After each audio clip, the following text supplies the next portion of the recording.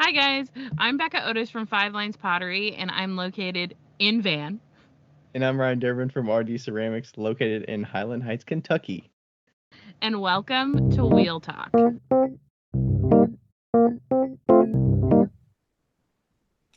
All right, we're live. Hey. You just missed the Celsius Fahrenheit conversion discussion. We did. Hello. Hello. We have a guest today. For the first time ever on Wheel Talk. Dun, dun, dun, dun. Jody, do you want to introduce yourself and maybe why we're talking about Celsius versus Fahrenheit? Yeah, my name's Jody. I'm a potter and I live in Canada. Originally from the States, from Tennessee, but yeah, now live in Canada where we use. Canada. And you're West Coast Canada or East Yeah, Coast? Where are you at? West Coast.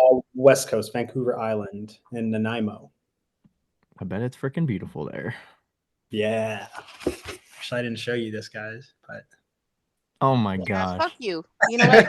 Fuck you. Is that the ocean or is that like an internal body of water? that's the ocean. The Yeah. ocean, yeah. So I'm on the eastern side of the island. So technically, we'd be looking over at the mainland. But yeah, we have ocean between us. Nice. Do you have that view from your studio or you have to Yeah, configure just from upstairs. Downstairs, I mean, like I got a super small window in the studio, but no daylight. Dang. Yeah, it would be sweet if I had this view down there, though. Yeah, can't complain. Nice. I'm pretty sure I would always throw outside. Yeah, I should do that. Like, well, yeah, I could drag it downstairs. It would still be a pretty nice view, but Or you do some stuff. I mean, I guess you could take a board of pots out and put handles or something. I don't know. Sometimes I think about that and I'm like, how is it worth the work for or just open the windows? I don't know. Or maybe just don't work and just go outside. True. I do take a lot of breaks. We got 2 dogs too, so yeah, I'm always going out with them and stuff. Yeah. And we just got done with rainy season. Hopefully it's not going to rain anymore. We'll bring the patio furniture up, and I do spend some time out there. Maybe I should like take handles, and I could do some work out there. Yeah, some days I'll get out on the patio and do computer work for my day job out there, and it's nice. I actually like being out there if it's if it's warm enough and it's raining. I kind of like being sheltered, but like you got the rain coming around. Yeah. Oh, you have like a screened in. We have a patio, yeah. It's not screened in. It's just a cover. It's just a covering, but it's big enough that our couch and outdoor furniture is like right in the middle of it, so it's shielded enough that. Now, yeah, ours isn't, like it's exposed, so yeah, it couldn't be out there. Yeah, It could. I mean your kilns are out there too, so they're shielded enough that. Yeah, there's like like from the top, there's like this area, so it's under this downstairs, so it's covered by this. But you know, when you're out there on that deck, it's not covered. Man, that's a good spot right there. Yeah. How long have you been in Canada? I moved here full time in 2020. I came up with a suitcase and clothes for spring break. Planned on being here for a week, and I've been here ever since. Shut the fuck up, really? Yeah. Yeah, I was in school. I was doing my master's at Emory in Atlanta. My now wife, she is Canadian and was living in Canada, and we were on spring break, so I came up to visit her. And then that's when kind of, COVID hit, shit was hitting the fan, and the border was going to close. So I ended up deciding to just stay here because my program went virtual anyway, so there was really no point in going back. So, So you're right at the end of the classes anyways. Yeah, I would have been finishing that May. Okay, so the timing worked out pretty good. If you still had another year, it would have been a little tough, but yeah, that's true. Yeah, it was weird timing because I graduated, but then I couldn't work here because I didn't plan on working here anyway. So I didn't, right away. So I didn't have a working visa. I couldn't work, so I was just kind of like stranded doing nothing. And where we were in like the lockdown was pretty harsh. Like you couldn't see anybody. You couldn't even for a while there, you couldn't even walk around with people outside of your household. And it was could you walk your dog? Yeah, you can walk by yourself, but they discourage being around people. Mm-hmm. You can even play tennis, because I remember that. I was like, man, it's summertime. Like, can we at least play tennis? You couldn't even go play tennis, even though you're across the court from somebody. If Kind they of like weren't. closing beaches situation and stuff like that, where people can't go. Yeah. But Okay. yeah, I'm out here on the West Coast now, and I love it. So were you in school like what was the program you were in college for? That was a undergrad program or was that it was a master's. a master's? Okay. In public health. Public health. Okay. So I got a master's of public health, and now I'm a potter. It's the most expensive way to go. So how were you doing pottery at all before that, or did pottery like when did pottery start for you? I started it during my master's, because like I didn't know anybody in Atlanta. A friend of mine who moved to Atlanta the year before in the same program, she started a pottery class. So I was like, sweet, let me try it out. So I took a pottery class just as like a hobby, just to meet people, just to get away from school. So yeah, I picked that up in 2018. Okay. Yeah. So you're doing it kind of on the side. You probably had to wait to get a studio and all that stuff in Canada. I suspect you built it up, or were you taking classes somewhere else in Canada? So once I moved to Canada. So yeah, it was 2 years in Atlanta. I started at a community studio, took a 10-week course, right after that one, and then moved to another studio where I could get like more space. And it was just do what you want type studio, instead of just like guided classes. So I did that for a year. And then once I moved to Canada, eventually when I got a wheel, we like converted our living room basically into my studio. And then that started just like taking up too much space in the house. So Mm-hmm.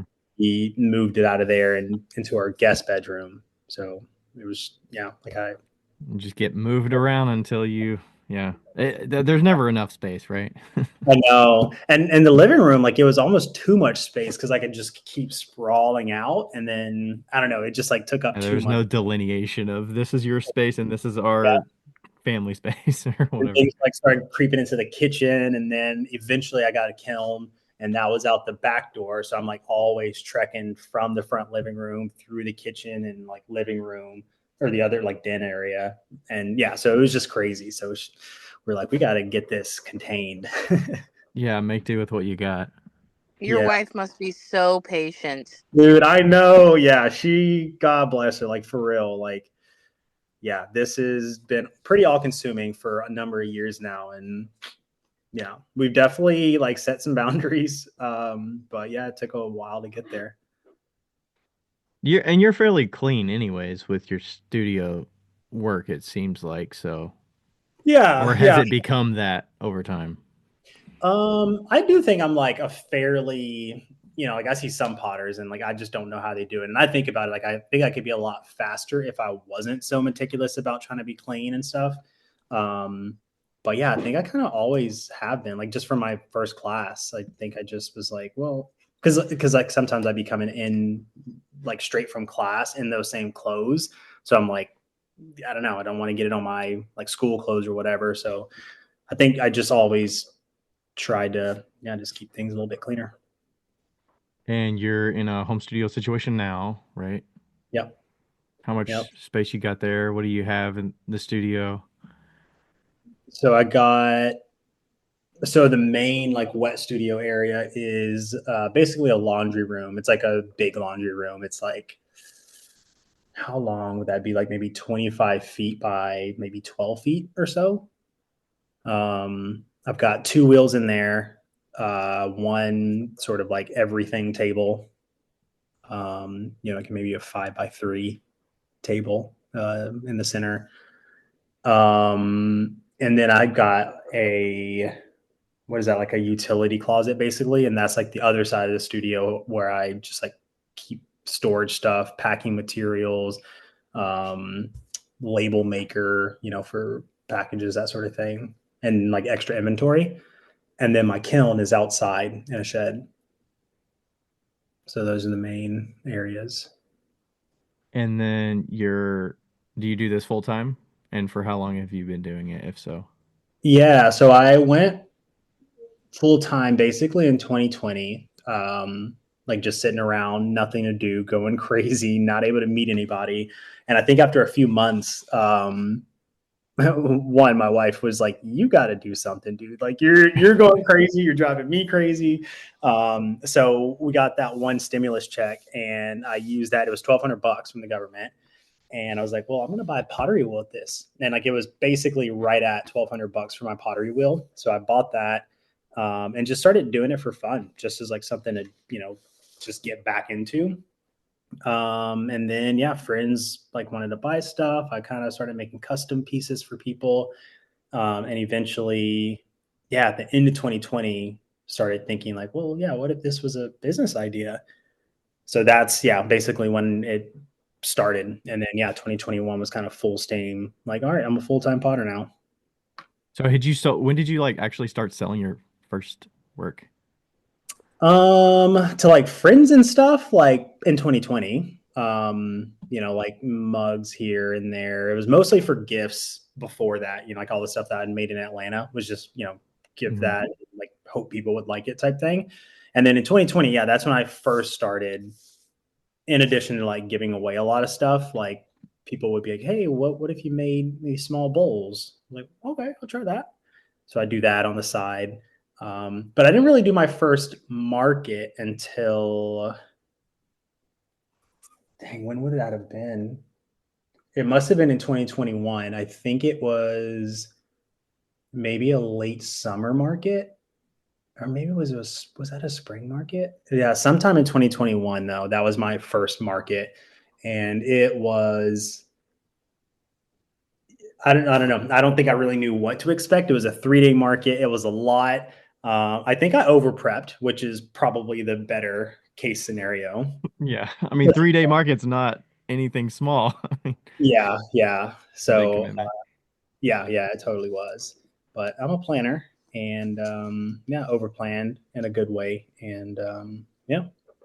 Do you know how much you sold there? First market?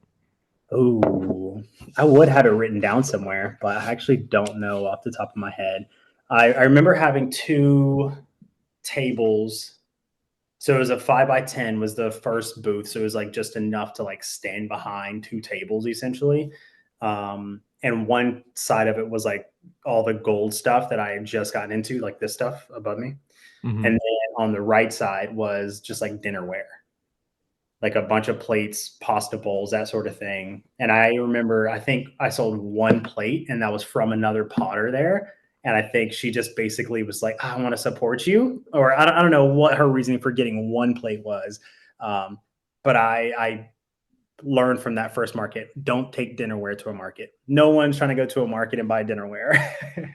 Well, you mean like plates and stuff, or just Yeah. anything that it like bowls and everything? No, yeah, like just bigger stuff, like big plates, large pasta bowls. Like people aren't typically trying to buy sets of that.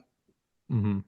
So I guess it's good. I guess it's okay if it's like a prompt to get people to say, "Do you make this or do you make sets?" So it's good to have like a sample, I guess. But yeah, early on I started having some plates, and then I just found that they took up too much table space, so yeah, it wasn't worth it. And also I wasn't super crazy about making them, so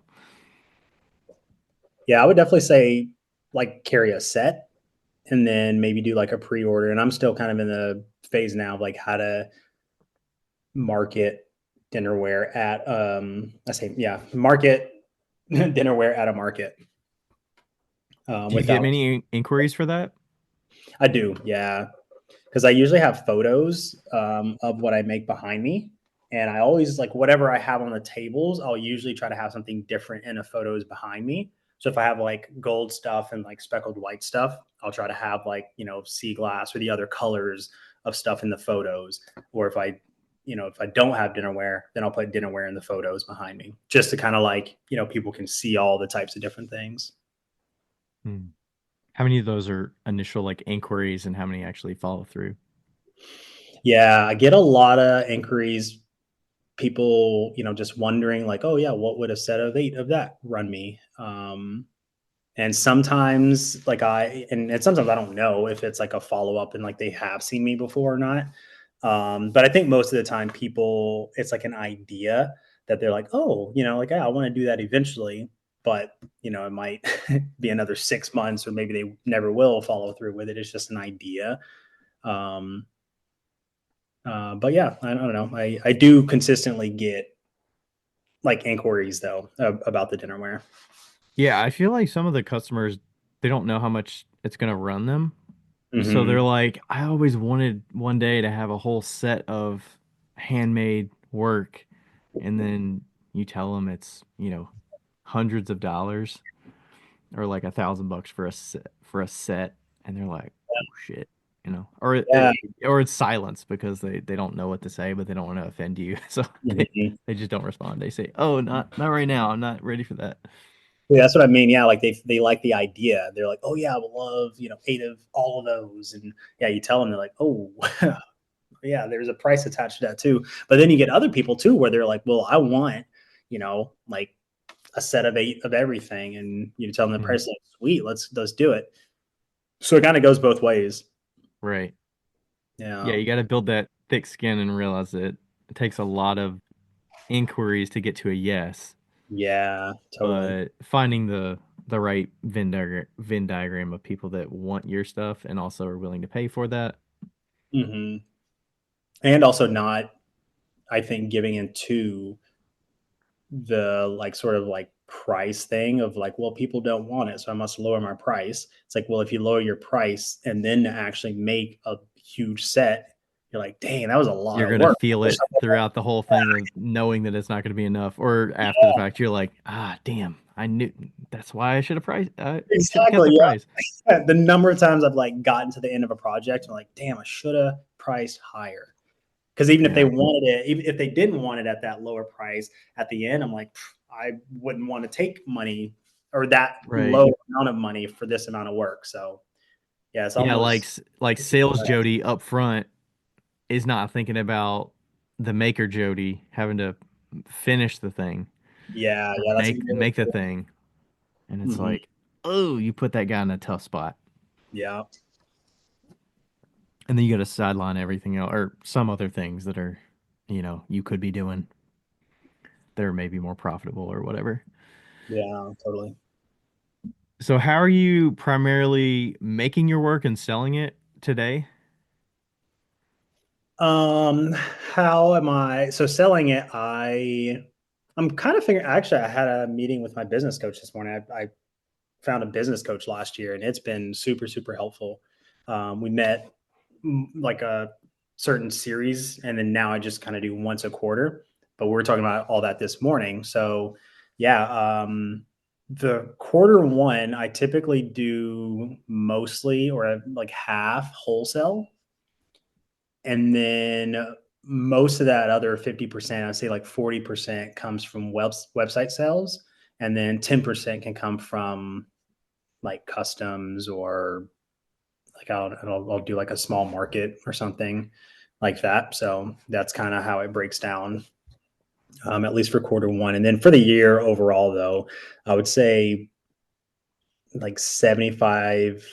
No, that's not true. I would say like maybe, so between markets, website, and wholesale, I'd say markets are probably 50%, website probably 30 to 40%, and then the last 10 to 15% or so is wholesale. Nice. That's actually pretty close to how my breakdown is actually. Yeah.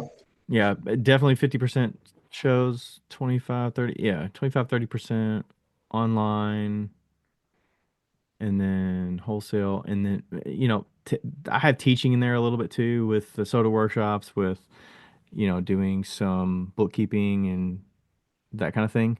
So there's Yeah. maybe 5 or 10% of that. But yeah, the consignment wholesale is probably 10 or so percent. hmm Commissions are I think that's small as well. yeah, I think that's a good amount, because I don't know how people make it doing more wholesale than they do the other like retails.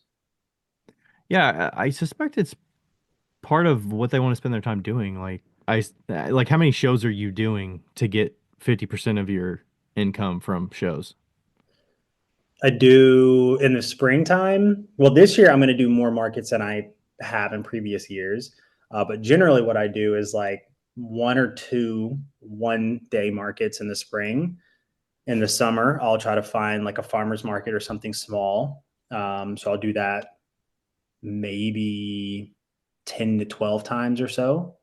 So that's 14. And then around Christmas, I usually do like 3 to 5 markets. One of them might be a 1 day, up to one might be like a 5 day. So say 5 day, that's 20. a big commitment. Yeah, it's a wild market. So yeah, about 20. How many days would that be? Like 25-ish days. 25 days of markets for 50%. Okay. Yeah, I feel like I was talking with somebody recently about their shows and they were counting them by the days that they were at markets, which is not a bad idea. I tend to say, because people ask how many shows do you do a year, and I usually say about 20, but counting up the actual days is probably more beneficial than Because if you're doing just 23-day markets versus 20 farmers markets, that's yeah. because that's like 4 hours at a farmer's market versus a weekend of 8 to 10 hours each. Yeah, they definitely shifted though. I think over the years I've gone more to 2 day markets the last 2 to 3 years, where I used to be majority of them were 1 day and more local, and then more recently I've been, as I find the ones that are out of town that work well within a couple hour radius of me, 2 to 3 day, 2 day for the most part, not 3 day. I only do a couple 3 day ones, but um definitely no 5 day. That seems like a little bit too big of a commitment. Usually if there's any show that goes longer than like later than 6 p.m. or so, that's like Yeah. I don't really want to try and do that. Yeah. I don't love going later than that, especially because like if it's a 5 day, then that's like from Wednesday, Thursday, and like And who's that doesn't going? include the time that you're spending packing for it, Mhm. traveling there, and then the like tail end of it after you're getting home and like where you like recovering. Yeah. It's like no one's shopping at late on a Wednesday either. And then why am I there that morning? Because like most people are working. So I don't know. Wednesday, Thursday, that's hard to justify. I found a market last year around Christmas that's just a 4 day, and they do Thursday evening, which is kind of cool because like I don't know, it just kind of ties into like the Friday, Saturday, Sunday, Mhm. and you can set up the day of that Thursday. I don't know. It just works so much Yeah, that's better. not too bad.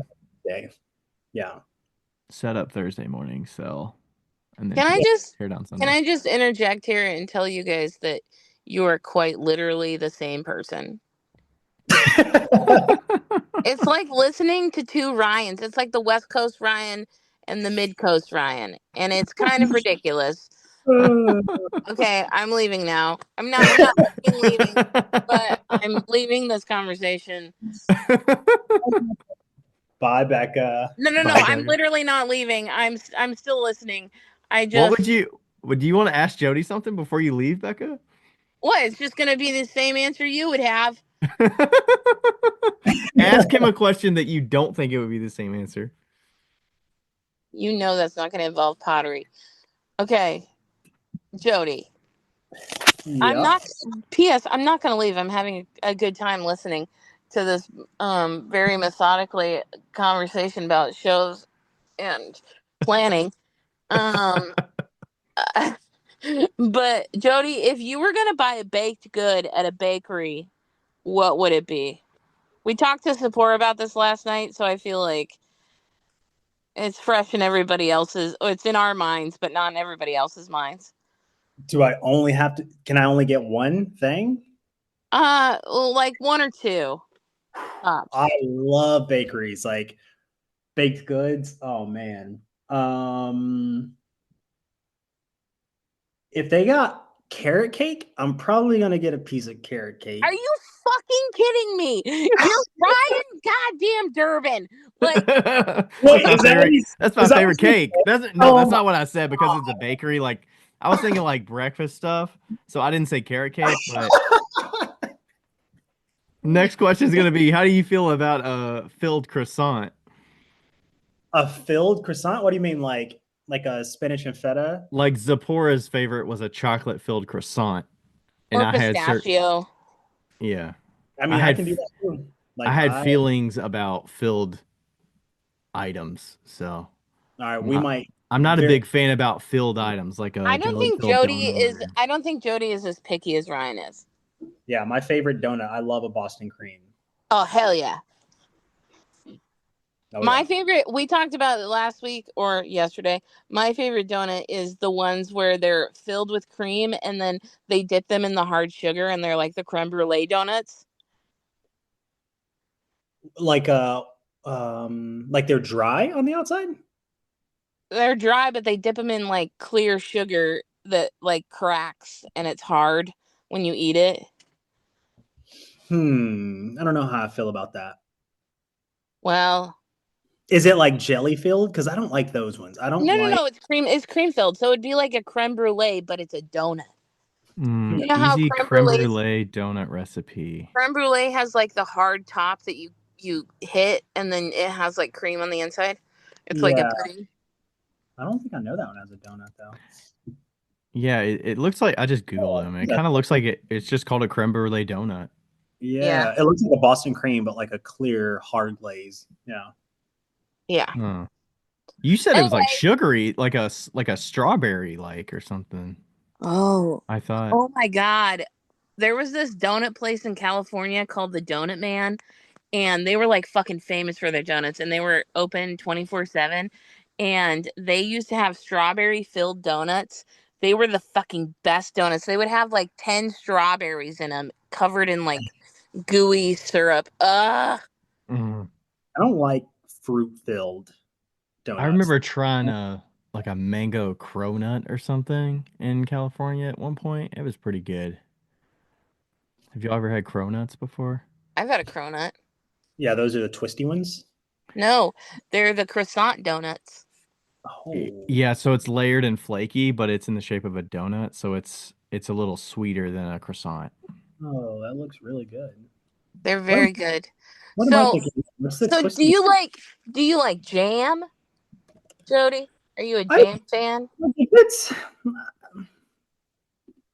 like I wouldn't go out of my way, but I mean, we'll have jam on like toast or something like that. But I don't know. Like, I don't love jam. No. You're not a fruit guy. How do you feel about pickles? Yeah, how do you feel about pickles? I love pickles. Yeah, that's what I'm talking about. That is what I'm talking about. I hate pickles, so. Really? There you go. There's a differentiator, Becca. Yep, I'll finish a jar of pickles and then chug the pickle juice. Yummy. So good. Yeah. Scrumptious. I might have a pickle right now. All right, so Jody's going to the bakery in the morning and getting a carrot cake, and that's what he's going with. Oh yeah, or a cheese-filled croissant. Any croissant. Oh yeah. Okay, we can get back to pottery now. So for folks that are listening and they like hear, okay, you jumped into it, you're doing this full time, like how is the household supported? Like, I feel like it's important to know you have a partner in this, and they also like what does your wife do? How does the household stay steady? Yeah. Yeah, that's a great question because I do think people probably romanticize that idea of just like going full time, and I would not just suggest it for everybody. I'm in a very fortunate position that my wife can support our household while the business grows. Yeah, she's an ER doc, and damn, she's working all the hours, I bet. Yeah, she's really pared it down. Like, she'll do different things. Like, she's not always in the emerge at our local hospital. She's actually right now on a different island, Salt Spring Island, working the emerge there. It's longer hours and I think more interesting work for her. And she also gets a night in the van. Yeah. Anyways, a night in the van. What does that mean? Yeah. What? So we have a van, like a converted van with like, a bed in the back, sink, stove, all that stuff. So that's she'll, sweet. yeah. So it's like sometimes like if she's doing like 2 shifts, and they're like spread out. Like she'll maybe work that night and then maybe, have a gap in between the next shift. Then she has kind of just like a day on a really cool island with the dogs in the van. So it's, I don't know, she finds jobs that she can kind of enjoy the place she's in a little bit, and also, get like a little bit like more interesting work. And she can take the dogs with her, or you Yeah. go with her, and then the It dogs depends on come the along place. because Yeah, it depends on the place, but I mean, like a lot of the time, like, especially like where she is right now, it might be like a 12-hour shift, but like it's not like a crazy emergency room where, she's got to be in there and like, blood's everywhere. It's like she's basically there in case something happens and they need the doctor to come in, then she's there. So she's basically on call. Okay. So she's not out like on a 5-mile hike, but she's available. Maybe she's at a local park or something, hanging out with dogs with Exactly. the van and Yeah. Wait, okay. what is this van? What's that? I want to know did you guys convert the van or did somebody else convert the van? Yeah, it was converted when we got it. We're not the first owners. It's actually pretty similar to yours, Becca, if I remember yours right. It's I think it's 20 feet Dodge Well, I Sprinter. guarantee you would have never bought it if it was similar to mine, because mine looks like a 2-year-old built it. But what is yours though? What? It's a Ram Pro Master. Oh, okay. Yeah. Dodge Is yours Ram a Pro Master. Mercedes? You say yours No. is a Sprinter, Yeah. Jody? Yeah. But yeah, it's pretty sweet. Yeah, it was converted when we got it. We definitely have plans to try to do some renos and like make things like a little bit, I guess, nicer and more our style. But yeah, it treats us right. We actually just got back from a trip. We went on a biking trip and then popped over to a different island where there was a music festival. Yeah, it was sweet. Nice. You better stop talking, because people are going to start quitting their jobs to do pottery and start living in camps. Yeah, you no. gotta find a doctor with a flexible scheduling. Yeah, but like that's one thing, I guess, to get on that side of it for sure. Yeah, don't go full time all that fast, because like pottery is hard. You really got to like build up clientele. You really got to, get that business name out there. And yeah, I think for a lot of people who do make that jump and go full time, I don't know, you quickly learn like you're just selling pots to survive. And I think it's just a matter of time before you stop loving it as much and it just becomes a job like any other job. And I have countless friends who've been in that position. And I don't envy that. I really don't. I am very methodical with this. I always, like, when people describe me as an artist, I'm like, I mean, I guess technically, like, it is an expression of things that I like and, whatever. But like, I think of myself as more of a business person first now. And it happens to be in pottery. And I happen to make the pottery myself. Okay. So, and this could be like a personal question, but how did that conversation happen with your partner as you were figuring this out? Like, did you have to kind of come up with a plan? Was there a mutual just understanding of this is what I want to do? And like, she was totally supportive of, this is kind of a timeline of what I hope we can make work, or like, how did that kind of happen and, give you confidence? Yeah, I think when it was actually my partner's idea to make this into a business. And I don't think either one of us really knew what that would entail, down the road. It's definitely taken a lot of figuring out for us because, yeah, it does require her to support the business and me doing it and everything.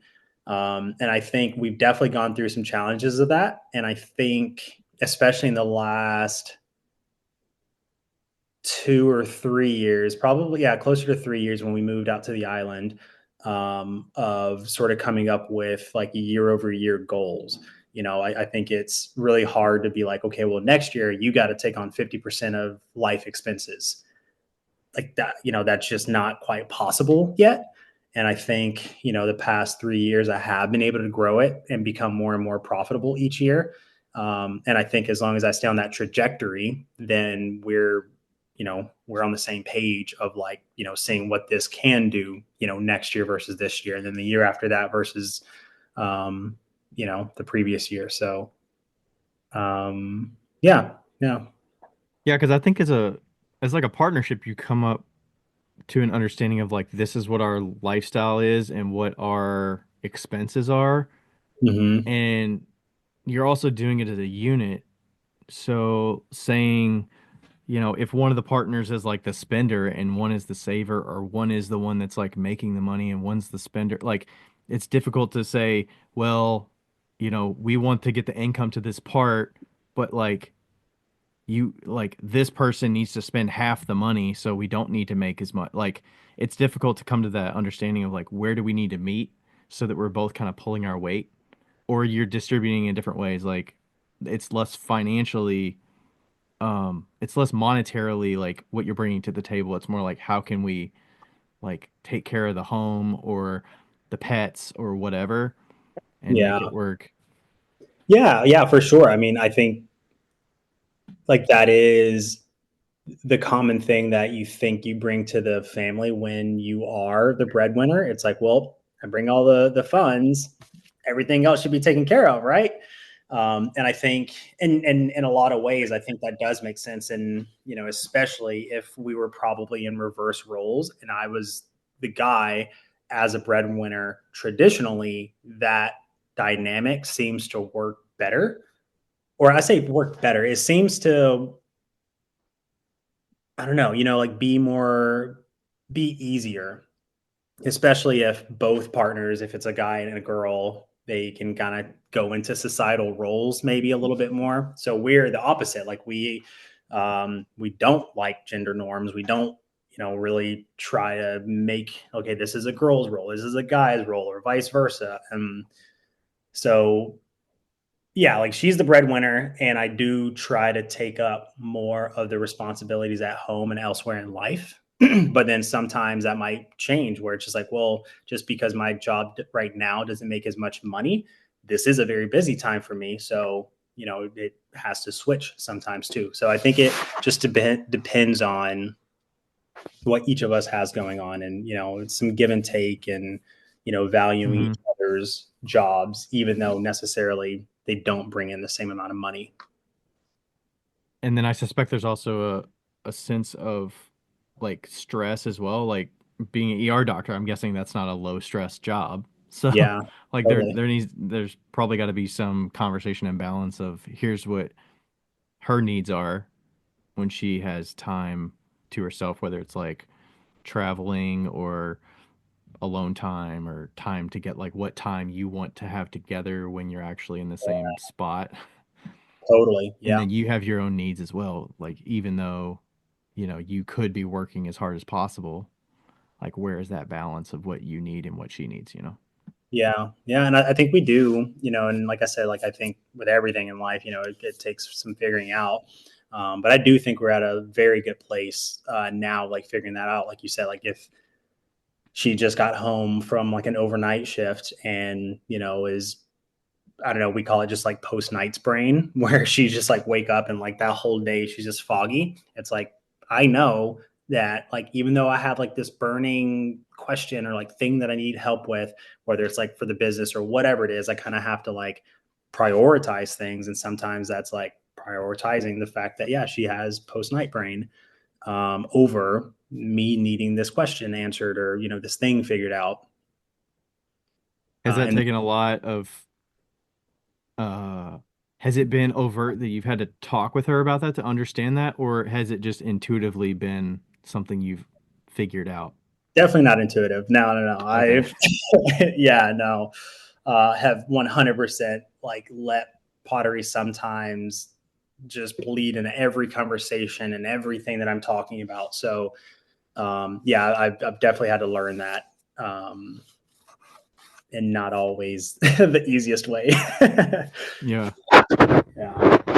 But I Well, I noticed that just sometimes. I remember like we would be at dinner and like I can see her eyes start glazing over, and I realize like, oh shit, like I've been talking about pottery all day. Now I still got business things on my brain, and now we're at dinner and I'm still talking about business stuff.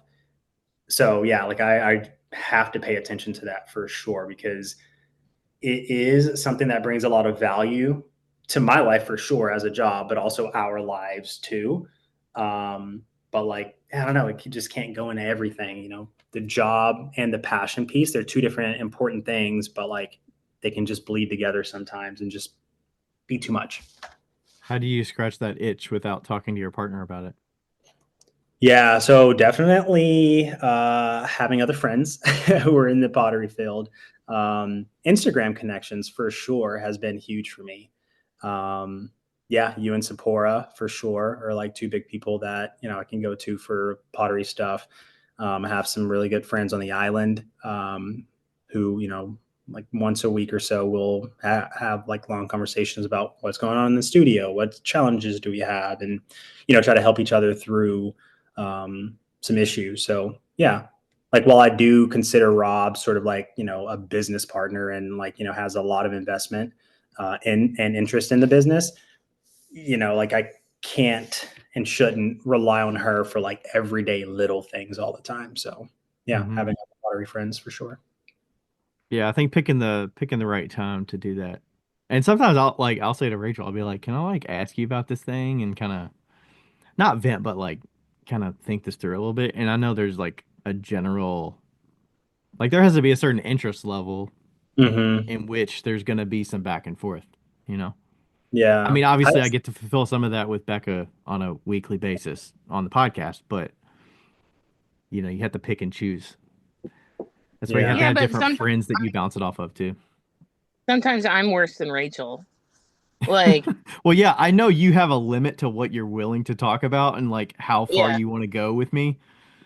So I do have to pick my battles with you. And also I'm like extra blunt. Extra blunt. Yeah, I can see And and I'm that. also I'm sure you can see this too. I'm also super protective of Ryan. So if it has to do with anything that is like controversial, I'm always gonna be like, well, fuck that guy. Fuck him. Mm. Like, yeah. And So even when I'm not saying fuck that guy, she's like, fuck that guy. And I'll be like, oh, but like he's got like some This is where it's reasons or coming from. Yeah. yeah, yeah, He's yeah, looking out for him. yeah, and I'm Yeah. like, no, fuck him. yeah. Yeah. My overprotective, I didn't realize that I was like that overprotective until like a couple years ago of Ryan. And I was like, oh shit, I'm in deep. And deep. It's super sisterly, brotherly love. Well, I mean, some of it as well. Like I would say that I'm generally like I can be kind of a pushover sometimes. I'm self-aware enough about that. So Yeah. like, and I give people the benefit of the doubt a lot of times. Like I'm gonna give you the benefit of the doubt most of the time. So it's kind of like I'll Yeah. trust you until you give me a reason not to trust you, but I'm gonna give you a bunch of chances. So Mhm. um, you know, generally I'm gonna look at the good in people, and then it can hurt me or you know help me. But yeah. So Becca's a good way to weed that weed that I kind of like to stuff think out I pretty am. quick. It's good to have somebody like that. So with you know, you've been talking some online about the process that you've been learning with like jiggering and jawling, and it's still like semi recent for you, it seems like. I mean, you've been working at it for a while, but Mhm. um I mean, this is going to go into a lot of questions about this process, but you know, can you share some of maybe what got you interested in it, what it is, and then we can kind of I guess start there and see kind of where we go with it. Yeah, yeah. So, I guess for people who don't know what like either one of them it is, like between jiggering and jollying, they're all forms that basically use like a arm attachment on the wheel to press the clay into a plaster mold to make the piece. And jiggering just refers to the template that's attached to the arm being the inside of the form that you're making versus being the bottom side of it, which is jollying. So if you're making a bowl or a plate, you can make a bowl or a plate with the inside up or the inside down. And does that make sense? So if it's Yeah, you're pushing down on a convex surface versus a concave surface, kind of. exactly, yeah. So if you're making the bowl right side up, where the bottom is in the plaster and the template is touching the top, or the top is the inside of the bowl, then that's called jollying. Yeah, I looked it up and was like, I think of everything as jiggering, and I'm like, oh, jollying, I'm not going to be familiar with it, but it's actually jollying that I think of first, Yeah, more so than jiggering, just from seeing videos of like, I think East Fork does a lot of it, and yeah, Jono Pandolfi, and like, and from what I see, I feel like most of them do jollying yeah. over jiggering. Yeah, and I don't know. I guess jiggering. I don't know why, but like I mostly just say jiggering, even though yeah, I mostly jolly everything. It's just one of those things is jiggering slash jollying, and you just end up using one of the words instead of the Hmm. correct word. So So what yeah, like got you introduced to it? yeah. Well, I remember actually, like when I first started, like I saw, these machines and like I was always just like, oh, well, like next, like that never really crossed my mind of something that I would ever want to even do. And then, yeah, pretty early on, I got into like making dinnerware. Like I've always liked making plates and like pasta bowls and that sort of thing. And I think, at a certain point, like I started just getting wrist injuries and not even like bad, like I know people go through like terrible like body injuries, but it was just like slight pains where I'm like, ooh, I can't do that for like at least a few days. And I'm such a systems person that I was like, well, if I keep hitting that point, like say 2 or 3 times a year, what's that going to be like 5 years down the road and 10 years down the road? So yeah, like I was just like, I gotta be smarter about this. And then, yeah, like eventually like saw this machine, this, assistance, and thought that could be like a smart idea for me to maybe do one day. So I think I was just like interested in it for, I don't know, maybe like a year or two. I kept seeing it and, wanting to try to get into it. And there's honestly not a lot of information about it. Like I did as much as I could. I think there's certain accounts now that are like really big on like trying to help people. Jono, I know he's done a couple of workshops, and the potters who have been in his workshops have gone on to try to get other potters interested. So, Sula and Seth from Golden Ratio? Yeah, yeah. So they are big into it now, even though I know they didn't actually go to a Jono workshop. But Sherrod Fox from Deep Black, I think he's done a workshop with Jono and a few other people. And like, yeah, all these people kind of like came together, and I think it was probably like a year and a half ago. There was probably like, I don't know, 15 or 20 people on a video call with Seth and Sula from Golden Ratio. And they basically walked all of us through their process of like how they do this Jigger Jolly process, down to like how they draw everything out by hand, convert that to a digital form, make these templates, pour this plaster, carve it out, do all this. And like, that's when I was first like, oh man, this is possible. Like obviously it's going to take a lot of work. It's going to be a long learning curve, but it seems doable. So And yeah, that call with Golden Ratio, that was when was that? that was, I want to say like about a year and a half ago. Okay. Yeah. Because it seems like most of the studios using this system is more production. It's more like we mentioned Jono, which he's Mhm. in. For people that don't know, he's in where New York, Brooklyn, New York, or something like that, I and think New he's Jersey New actually, but Jersey. But he's yeah. got a whole like basically factory. He's like a factory of workers Yeah, they got like, making I these think things by 30 hand. plus employees now. And then like East Fork, people generally know East Fork. It's a similar, Yeah. factory setting. They're They're producing way, way, way more corporate though, like, thousands. Yeah, yeah. they're producing a lot of pieces. They got a big staff. And it seems like it's mostly for scalability, but Hmm. being you don't seem I don't seem to see a lot of individual small studios doing it, like a single person operation doing it. Yeah, I think that's where like why I think this is like super important because it can be like it's not something that you have because yeah, like only one person can operate it at a time. It's not, like I know I've said the word machine a couple of times, but it's not like a crazy machine that you need training and I don't know, there's all these things. It's literally just like an assistant arm that you're just Hmm. using the weight of it to just press down into the clay the same way that you would, like use a rib to shape something. So it is, I think, more approachable, but like if you've never dove into it at all, yeah, it does seem like next level and like unachievable.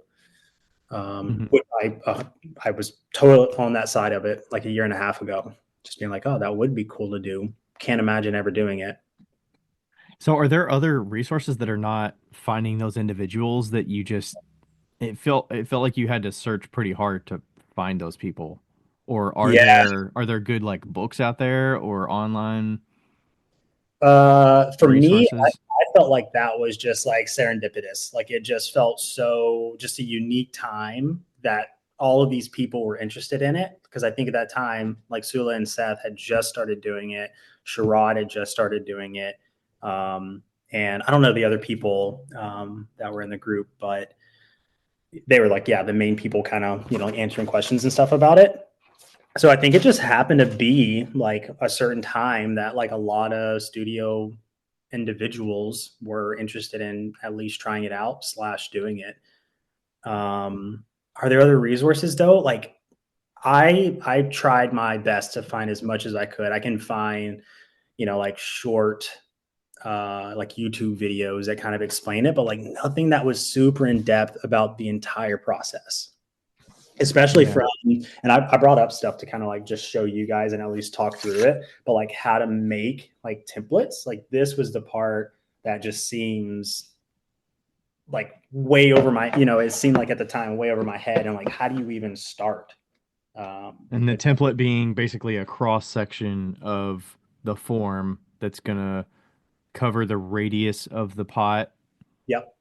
from Yeah. the middle to the edge, and it's cutting the clay between the solid clay form and the plaster underneath. Yep, yep. So, like I know there are other types of jigger and jolly machines, but I just have the Shimpo arm attachment. So I just use like a regular wheel. So I use a Giffen grip. There's others that have like different types of bases that can like hold the plaster and stuff. But mine's, yeah, it's just a Giffen grip that'll hold, yeah, your circular piece of plaster. In the plaster, you would put your clay in, and then you'll have a template that pushes down into the clay and cuts away the top form of it. Okay. Yeah, when I was looking up jiggering and jollying because I wanted to know the difference between them, I just stumbled upon a page as like pure and simple pottery, and it talked about the differences between them and showed the dies and stuff. I think it's more of it looks like kind of an older school documentation, but whew, yeah, there's not a ton. I mean, there's some links down here for some resources, but yeah, it's few and far between. It looks like. I bet there's some need for like a book out there. I'm surprised nobody's got. Maybe there'll be a new book out. Maybe that's a Jono thing or some of these Yeah, companies that are doing it to maybe share a the Jordan process. Lewis thing one of these days. Oh, Jody, yep.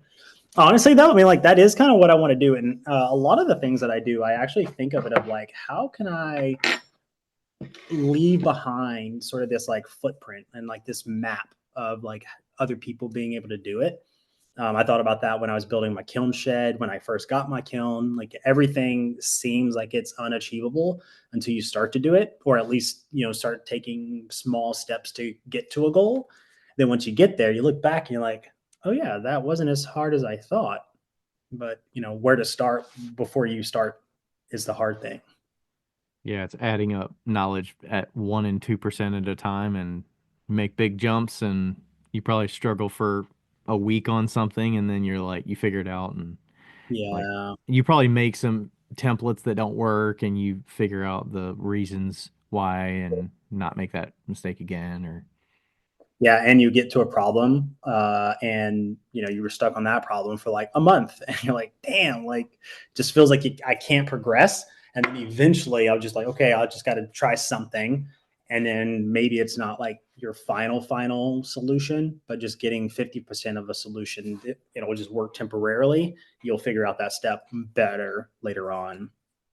And all of this being, I don't know if you have other people helping you in your studio, but this is all your like quote unquote R&D time that you need to figure this out while you're still trying to produce work to Yeah, yeah, sell and maintain like the business. yeah, yeah. Mm. I got the Jigger arm beginning of last year. Well, yeah, I wanted to get it in January, but when I ordered it, it was all on back order. So it took like 2 months to finally get it, and I got it in like late March. And then at that time, I was like already starting markets and stuff. So I was like, well, I don't have time to like figure out the Jigger arm. So I did a little bit, tried, like a few things, but it kind of just sat there until, basically the beginning of this year. And January was when I really got back into it, like full steam ahead. Because I've been looking forward to it all of last year. It's like, okay, just crank out mugs. Like I don't love mugs, but like just focus on the mugs. That'll get you through the year. And then after the holiday season, get back into this Jigger thing hard. So now it's just kind of figuring out, R&D time on the Jigger, which I've gotten it figured out now. I've gotten 3 pots on the Jigger system now. 3 pots as 3 different forms. Yeah, 3 forms. What are those forms? A pasta bowl, dinner plate. Oh, actually, 4 pots. Pasta bowl, dinner plate, side plate, and like a little saucy bowl. Okay, so everything, and these are all you're doing the jolly for everything. So Yeah, you're forming from the inside. Okay. yeah.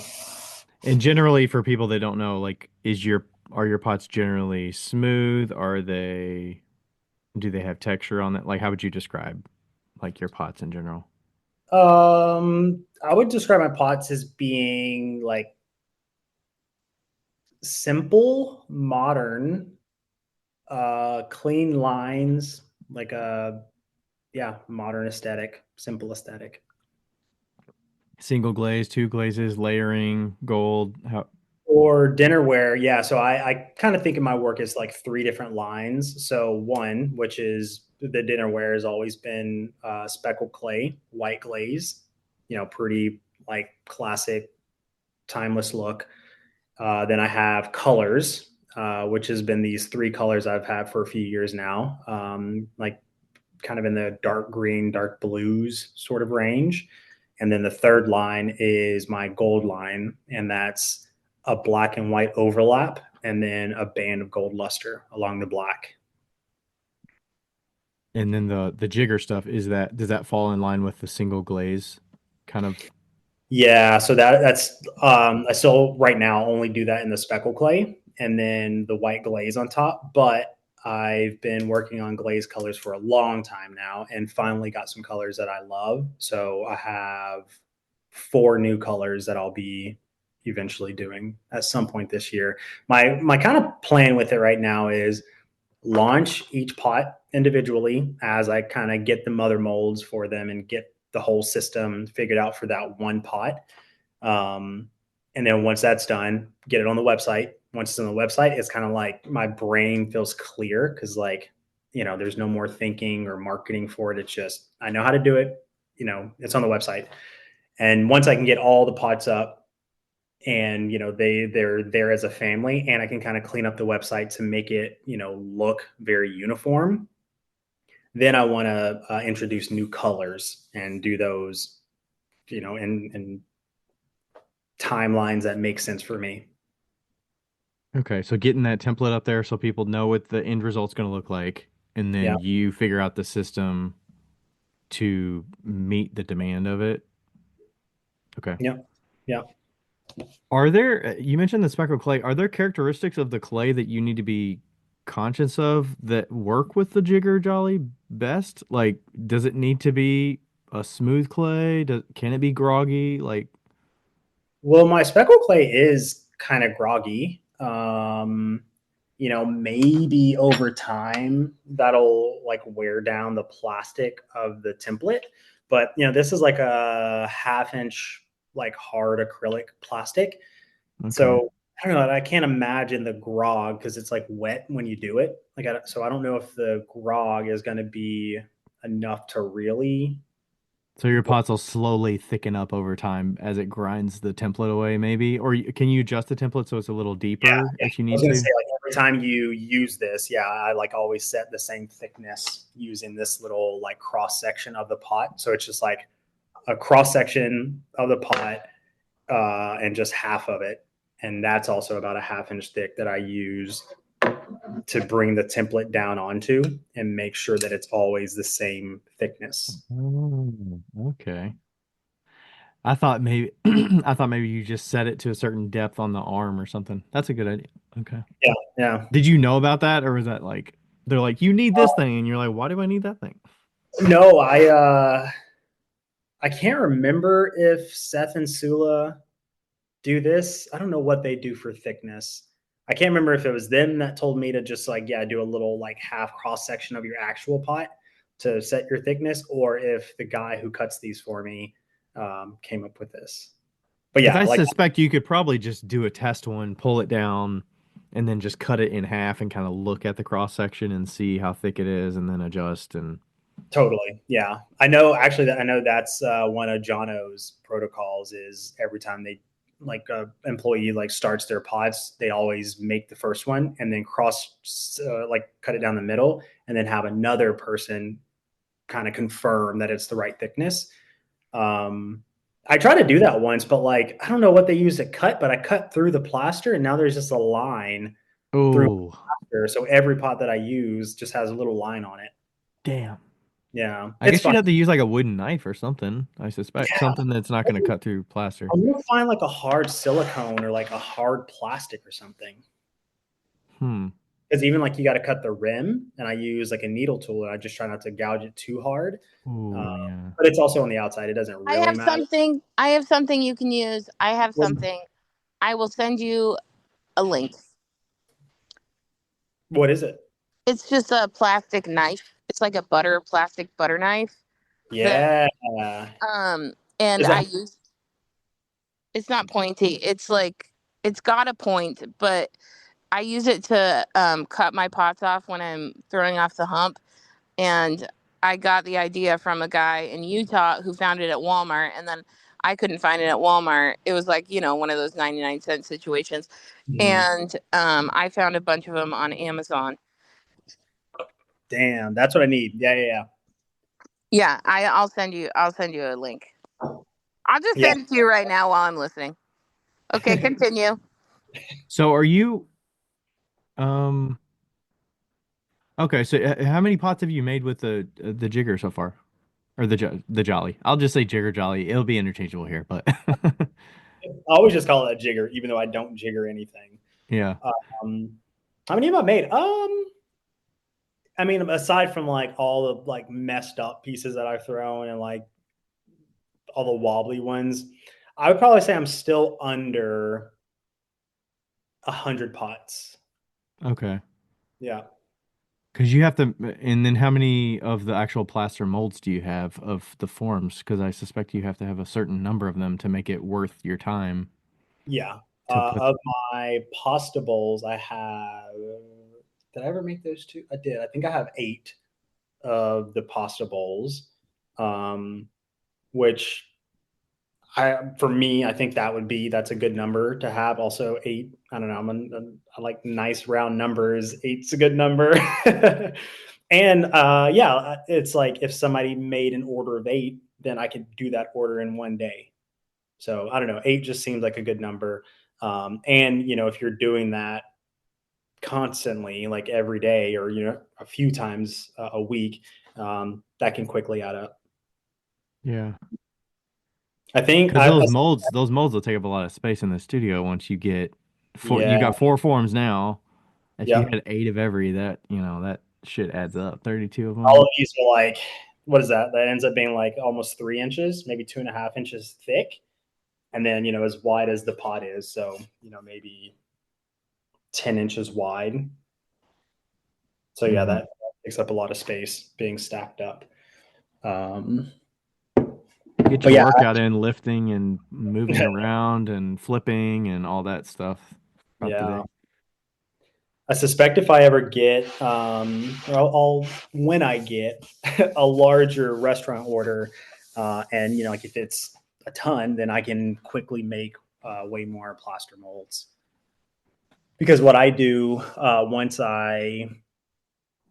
with the plaster molds, there's kind of two steps to get to the way that I do it now. The first being you pour plaster into this little container. Actually, my last reel was about this. You pour plaster into a little container, and then once it starts to stiffen up, I use a template that is the shape of the base of the pot, and you carve away the plaster. The wet plaster. Yep. So then that's your bottom form. Um, and then once I know that works, like I'll just throw a few pots in it. Once I know it's good, then I'll pour silicone in that plaster mold and around it. So then when it hardens and dries, I can flip that up, take out that plaster, and then pour new wet plaster in the silicone. So that silicone is now going to be always the same. It's always going to make the same exact plaster mold. Okay. And because I suspect there's a couple different ways you can go about doing that. Some people would make a plaster mold of a positive form Mm-hmm. versus scraping out the negative. Yeah. Yeah. Yeah. And I've thought about that too. And I think that might be the way that I would probably recommend people doing it. The reason I didn't do it is, especially if you don't already have like a line of things, like, I've already been making my dinnerware the size and shape that it is for a few years now. So I reverse engineered it just because I already had the pot. But if I like want to make a pot for the first time, then who cares if it's like, a quarter inch smaller or deeper or whatever it is. You can just throw it and then pour plaster straight onto your leather hard clay Okay. I instead feel of, like I've seen some people do solid form, so it's like it's a solid piece of clay that's flipped upside down essentially, and they kind of trim it to the shape that they want, yeah, yeah, that can be and done then too. you pour plaster over top of that. Yeah. I have worked so little with plaster. I make damp boxes with plaster, and that's about it. So I'm not doing anything crazy with plaster. I think I'm going to I need to get back to support about this too. I think I'm going to try to do a workshop all about plaster stuff. I think it's mainly going to be how to make a damp box because that's very introductory, gets Mm. people with plaster. Everybody could use that. Make a damp box and then, or just use that slab for reclaim. Like, Yeah, exactly. So yeah, I'm going to do a little workshop because plaster is one of those other things that like, if you've never worked with it, you're like, where do I start? What if I mess it up? Isn't it super messy? It just seems like one of the things that like, you'll delay doing it forever. And yeah, until you see somebody do it and you're like, oh yeah, that's not that hard. That's kind of what I want to be with the plaster is like, no, you can do it. so have you reached the lifespan of one of your molds yet? No, I don't know what the lifespan's going to be, to be honest. Okay. I don't know. Because I suspect it would be different than somebody that's slip casting where they're putting a lot more moisture directly into it, and its function is to suck up the moisture versus yours, which is just to keep the form is the main reason. You're not using it to absorb moisture as much, except to pop it off, I guess. But Yeah, like it's definitely not absorbing as much as slip casting because like slip casting you're pouring liquid clay and you're trying to get it to the leather hard stage, whereas mine it's like clay out of the bag. And so like it absorbs a little bit just to shrink, make it a little bit harder, but definitely not as much. So yeah, you're right. I think the lifespan will be longer than slip casting, but yeah, I have I'm no trying to idea. remember what like Kurt's lifespan. If it's like 50 pours or something. Have you kept count? Have you been counting on the outside of the plaster or something so you kind of have an idea? That's a smart idea though. Maybe I will do that. Just like a little tick mark on the outside. Mm-hmm. There you go.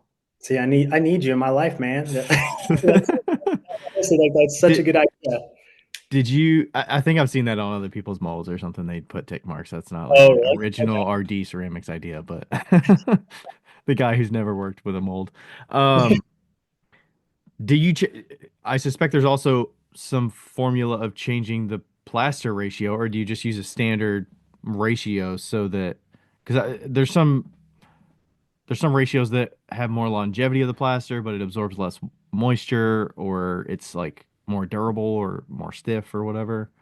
Yeah, I use the glazy plaster formula, and like you can type in like all your dimensions, and then it gives you like a list of like all the different ratios. I use the Derek Ah formula. That's a person's name. What is it? Yeah, Derek Aw? I want to say, isn't, I think he's like the, I don't know if he like runs Glazy, if he created it. Do you know anything about No. How do you spell that? Derek? Derek AU. Ah, Ah is his AU. last name. Okay. Yeah. AU ceramics plaster.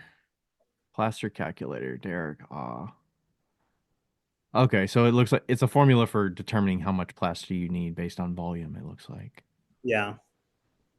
Okay, and then he's got a standard like type of plaster that he uses. But yeah, it does say that the Glazy website was created by Derek Ah.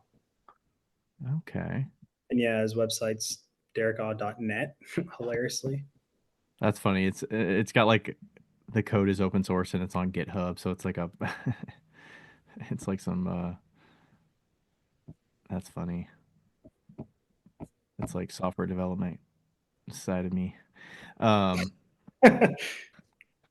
okay. Yeah, I'm curious because I suspect you could change that ratio a little bit and maybe get more longevity or less, but you'll figure out how long it'll last. But I'm sure somebody in like a factory setting, like they need to know that kind of stuff so that they Totally. retain the quality. Yeah. Well, I mean, maybe, And yeah, the bigger companies like Jono or East Fork have figured that out. But I don't know. I'm like, if I got to the point where it's just like, that's my bottleneck, sure, that'd be a great place to be. But I got this is in the so margins. That's like a margins adjustment. That's not, exactly. Yeah. Yeah. yeah. That's being like penny wise and dollar, not maybe dollar foolish, but that's like at the penny level. So how long does it take for the pot to actually be ready to be taken out with that process? Let's say you do 8 of them at 8 in the morning. Yeah. They'll be ready to pop out probably around noon. And then do you do Yeah. another 8 or do they need to dry more before you can pop the next We 7? totally could. I bet, and then I bet it'll just take longer to pop out that second round. Like I haven't really been in the situation where I've needed to do several rounds in the same day, so I have just been drying mine in between. But yeah, I don't see why you wouldn't be able to because it's pretty thick plaster. I try to do about half an inch. I'll show you this one. I try to do like half an inch on the edges, and then I use like this little wooden piece that makes it about an inch thick at the bottom of plaster. So it's a lot of plaster and wet clay, just like one slab. This isn't going to get fully saturated. Mm-hmm. So yeah, I totally think I could probably use it, at least twice a day. And then what does that clean up once you pop it out? Do you have to trim? Do you have to just smooth On the plaster or of the pot? Because of the like the pot. pot? Oh, okay, yeah. I was gonna say like you pop this out, like this was used, and yeah, like it comes out really clean. But yeah, then just the edge where you cut the clay, and you cut off that little extra skirt that's going to be on the outside of it when you're jiggering it. There's like a little bit of flashing, so it's just like a little ridge of clay that's left over. I'll trim that out and then use different, like ribs and stuff just to burnish it. Okay, so you just pop it on the wheel, burnishing or trimming if you need to. Yeah. Okay. Yeah. And then Yeah. it's just ready to be dried for bone dry and just go Yep. into a kiln. Yep. Okay. I would love, because I was a little bit more like wild with it in the beginning because I was like, oh yeah, now it's fully done. Just leave that out to dry. And then I was getting a lot of warping. So I'm learning that I still kind of have to take care of it when it pops out, like after it's trimmed and burnished. Like I still have to like slow dry it over a couple of days. Um, and I have these like cool little like bats that have like holes drilled in the bottom. I have some like that, and then some that just has ridges so that airflow can go through, um, like under the pot, sitting Because there the for. Postable is fairly wide base and it's just warping from too quick of drying, or it's Yeah, just not evenly drying. Yeah. yeah, I think it's just like too quick from the base. Like the rim will dry a lot faster and it'll warp, or like the top will dry faster than the underside touching the bat. So then sometimes what will happen is the bottom will bow up Right. because Okay. the side's drying like a little bit faster than the side touching the bat, so it'll bow up. So yeah, I also kind of sometimes like I'll like flip them over, and yeah, that'll be kind of things that I'll figure out, down the road. What's the best workflow? Do I want to just cover them up and uncover them more with plastic? Do I need to flip it every other day or something to prevent these things? I'll eventually figure out little details like that. Okay. And then are you? Oh, I just lost my question. What I was thinking. Oh, did you have to go through some iterations with the templates? Because you got like all the tools of, I'm guessing you had to figure out the molds and the shapes that you needed, but you've got all the tools that you need with the wheel, the arm. I'm guessing the template is the main thing that's like got to be like dead on. Yeah. Yeah, I definitely went through some iterations of that. Actually, I guess the Final Cut's only two. And then the second one was worse than the first one. So I ended up just using the first one and then just adjusting it using a Dremel. Um, but the main thing, yeah, is like being able to draw it out and then get it into a digital format. Like I don't have any kind of like Were you Adobe. doing that, or did you offload that to somebody that you paid to get? Uh, a little bit of both. So I drew it up. I just used Procreate on my iPad, and just, you can change it to be units, in centimeters and or millimeters. And like I actually measured out everything and got all the angles right, but it's got to be in a different format for a laser cutter to read it. So I basically sent it to a CNC guy, and he could, convert my measurements to the right program that he needed. So he's basically just like traced over my drawings and Hmm. then, yeah, use that to cut out into plastic acrylic. Okay. Did you And yeah, had you seen this process in somebody's actual studio? And no, like, okay. And this was no, all just remote and seeing what, yeah. figuring it out little by little. And then were you asking some people throughout? Yeah, Sula, and Seth, they're great at Golden Ratio. Like I definitely like leaned on them hard. And they're so nice, man. Like we've had a couple of FaceTimes where, they'll just like walk me through certain things, or I'll just tell them what I'm doing, and then they'll kind of, see something that, oh, well, maybe you should try this or whatever. So like they're, yeah, super, super kind, super open. And like, that's really what I want to be in this too, is like, I hope that I can help people do this if they want. Yeah. So that's the most that I'd ever seen in person was, yeah, just through them, a few calls. Yeah, I mean, I think seeing your Instagram reel recently where you were sharing that process of, I think you mentioned it, the carving the plaster and everything. It was like a pretty good, I'm gonna say intro, but giving people a sense of like what's involved there. Yeah. Did Yeah. you get some back and forth with some people of like, wait, what it like? I didn't even know So, this is a thing. Or so much. yeah, Yeah, I get like still like I'm getting a few messages at least a day of like people like asking me like, hey, can you make a mold for me? Or, like some are just like, I think you just saw this for the first time and you're like, ooh, I need to do that. So I get those types of questions. But then yeah, there's been people who are like, hey, like I've been drawing up my templates. I haven't actually made a plaster mold yet. But so like I'm, yeah, talking with people about it. Um, yeah, so I do think there's a lot of interest out there. Yeah, because there's so many different areas that you're having to learn about. Like it kind of seems comparable to slip casting knowledge, but or like parts of it, Yeah. but Yeah. I think for, making like at least the plaster mold side of things, like I keep getting tempted to want to try it, but I know like using the slip cast, like, or the slip, it's gonna be a different ball game. But yeah, at least the plaster side of it, I feel like I definitely have like a great hang of it. because I suspect with this process you can use the exact same clay that you're throwing pots with that Yeah. you're jollying with. So it's not like two separate it is different lines of work, but the techniques and the tools you need to actually execute on it, some of the variables are the same. Like the Yeah. glazes are all the same and they kind of Totally. react.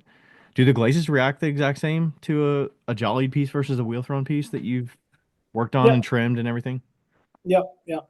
No Okay. differences there. It's honestly, like nothing else changes like for the whole process when it comes to like, trimming or glazing. It's all the same as if you threw it. How do you price those pieces? Do you price them the same as if you did when you threw them? Yeah. So the way I'm thinking about it right now is similar to how I'm thinking about like wholesale versus retail. Like if you're mostly wholesale, you think about your wholesale prices first, and then whatever double that is, that's your retail. Or you can go the other way, where it's like you think about, well, if you want to sell retail mostly, then your wholesale is just going to be 50% of that. If you want to do mostly wholesale, it doesn't make sense to come up with your retail first because you're 50, you know what I mean? Does that? Mm-hmm. Yeah. Yeah. So with this, I think my main clientele for this is going to be restaurants. So I'm first thinking about my wholesale price. So then if that price has to be 50% of retail, then my retail prices are probably going to be a little bit higher. But yeah, I don't know. Yeah, that's how I'm So going to what's think. your price on like the pasta bowl right now? Pasta bowls are 50. Man, I'm finally got to the point now where I have enough different pots that I sometimes can't always remember all the prices. Pasta bowl 50, yeah. So $50. yeah, Okay. pasta bowl 50, dinner plate 60, and side plate 45. Okay. Were you so that $50 for the pasta, you were charging $50 when you were throwing it, or did that increase as you got into the jollying process and got a feel for it and like felt confident? Yeah, so it would actually my pasta bowl when I first started selling them a few years back was 35, and I think I quickly realized like that's not enough for pasta bowls for me. Mhm. So they went to 45, and they were 45 for majority of the time I've been making them. Um, and then I think considering like restaurants versus retail, it makes sense for me to go to 50, and also like where I live, like taking that into consideration too.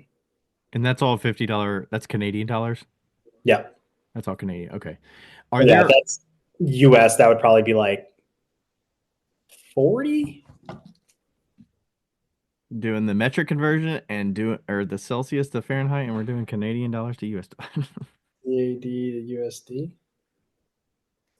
35 Canadian. US. Okay. 50 Canadian, 35, 36. Yeah. Yeah. Okay. Do you have customers that you sold those to? Like, do they ask, "Oh, are these wheel thrown?" Like, do you delineate? Or do you just say like, "Oh yeah, these are wheel thrown"? Well, so I actually haven't. I mean, I've sold, I don't know, not a ton. And like the people I have sold to do, like they have known that they're jiggered. And it's something that like I don't want to try to hide behind. Like I'm not, I don't know. I feel Like like there's, it would probably be hard to notice looking at the pot. Because Totally. most of your work is all consistent, so from a customer standpoint, they might not be able to notice. Yeah, I mean, like if I showed you the pots in my kitchen versus the ones down in the studio, you would be like, these are obvious. However, they were made the same way. Whereas the ones in my cupboard are hand thrown, and the ones down in the studio that have been made on the jigger, they're jiggered, but like they look the exact same. You wouldn't know the difference. But yeah, I know that there's definitely a debate around like handmade and like if it's not handmade or less handmade, should it be priced the same? Like there's so many like deeper questions in that, I know. And like I'm like wrestling with and like yeah, chatting with people about. Yeah, that's But where I wonder if people get questions of how is it made, and if they go into like, oh, it's slip cast, or that I suspect customers kind of know like, oh, do you make this on the wheel? yeah, I mean, I guess it depends on the customer, but I guess usually the question is, do you make all this? yeah. And then if you get Yeah, a follow-up question, then you go into like, okay, where are they at? Like, how much do they know about? well, yeah, and like, and I don't want to, necessarily like offer it just to confuse people because, yeah, like if they have no idea anything about the pottery process at all, like trying to describe how you throw something on the wheel might be over their head. So I'm Hmm. definitely trying to go into like, well, actually, they're made on the jigger. There's this other thing, you know what I mean? Like, so those Yeah. types of people, why go into that? But people who are keen on the process and know it, and like they're actually asking, do you make this using any sort of assistance, or are you making it by hand? I'm totally happy to go into the conversation Hmm. and tell them that, yeah, like I use a jigger. Um, yeah, like will some people be like, oh, well, that's not handmade. Why are you pricing it this way? Absolutely. But I think, I don't know. I guess I'm entering into that area where that's going to be something now that I'm like facing with people and yeah, I'm gonna have to own. And again, I don't really want to hide behind it either. I don't want to like not mention it and like come off kind of sketchy, like I'm trying to hide the fact that it's jiggered and not Yeah, hand. because you're trying to determine where that line is of how in depth do I want to talk about this, where it makes sense to them and I don't confuse them. But also fuck those people because it still is handmade. So fuck Yeah, them.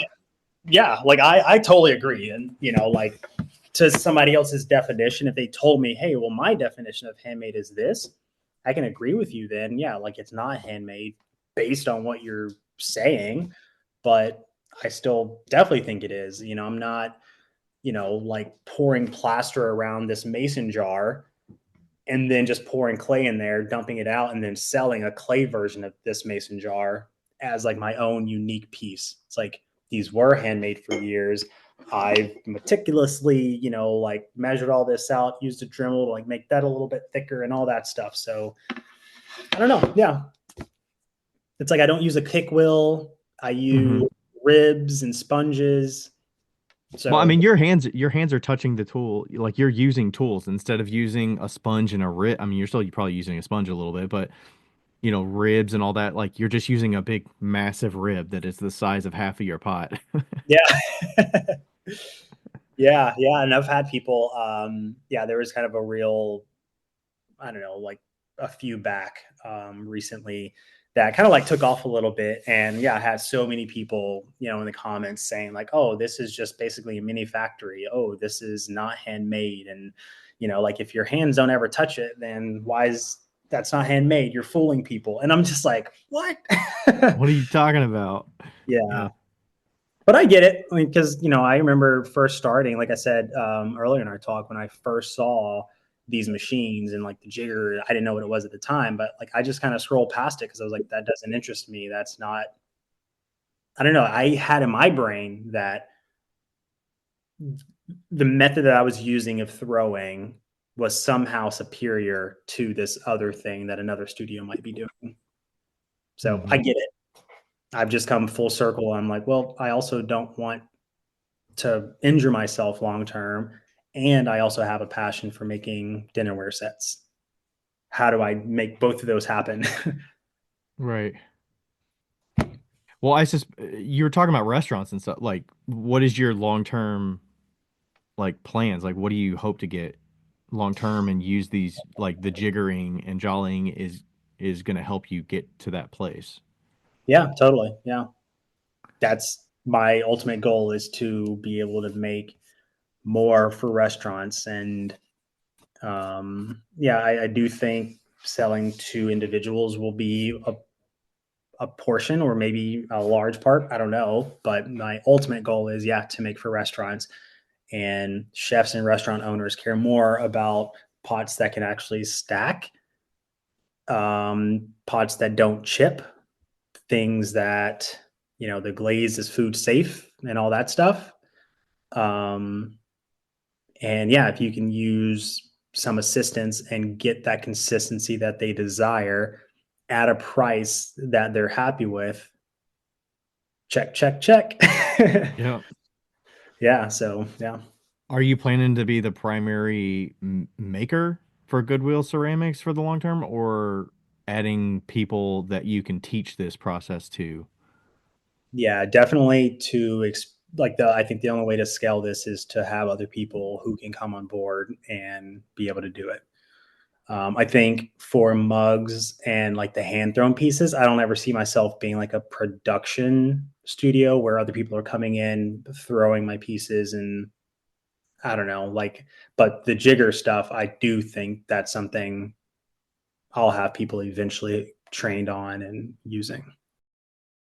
Hey everybody, I am interrupting to talk to you about L&L because they're so amazing.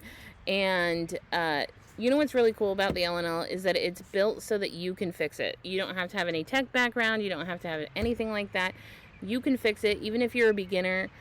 You can look up on their website and find everything that you need to change out your elements, change out your thermocouple, change out your relays. It's super easy, especially because they have that drop down panel. I don't know if you've ever changed out anything in an L&L kiln, but it actually opens from the top instead of the side, so that you can just kind of like look down instead of crouching down and sitting on the floor of your dirty studio, because we all know we have dirty studios. And it's great. You don't have to use crimps or anything like that to fix your kiln. It's fantastic. You just kind of twist the wire around the connector, and it's great. Especially with the Genesis controller, if you're a beginner potter, you can just use the set, programs that they have, or if you're a super experienced one, you can put one in yourself. And so, who doesn't love that about having a kiln?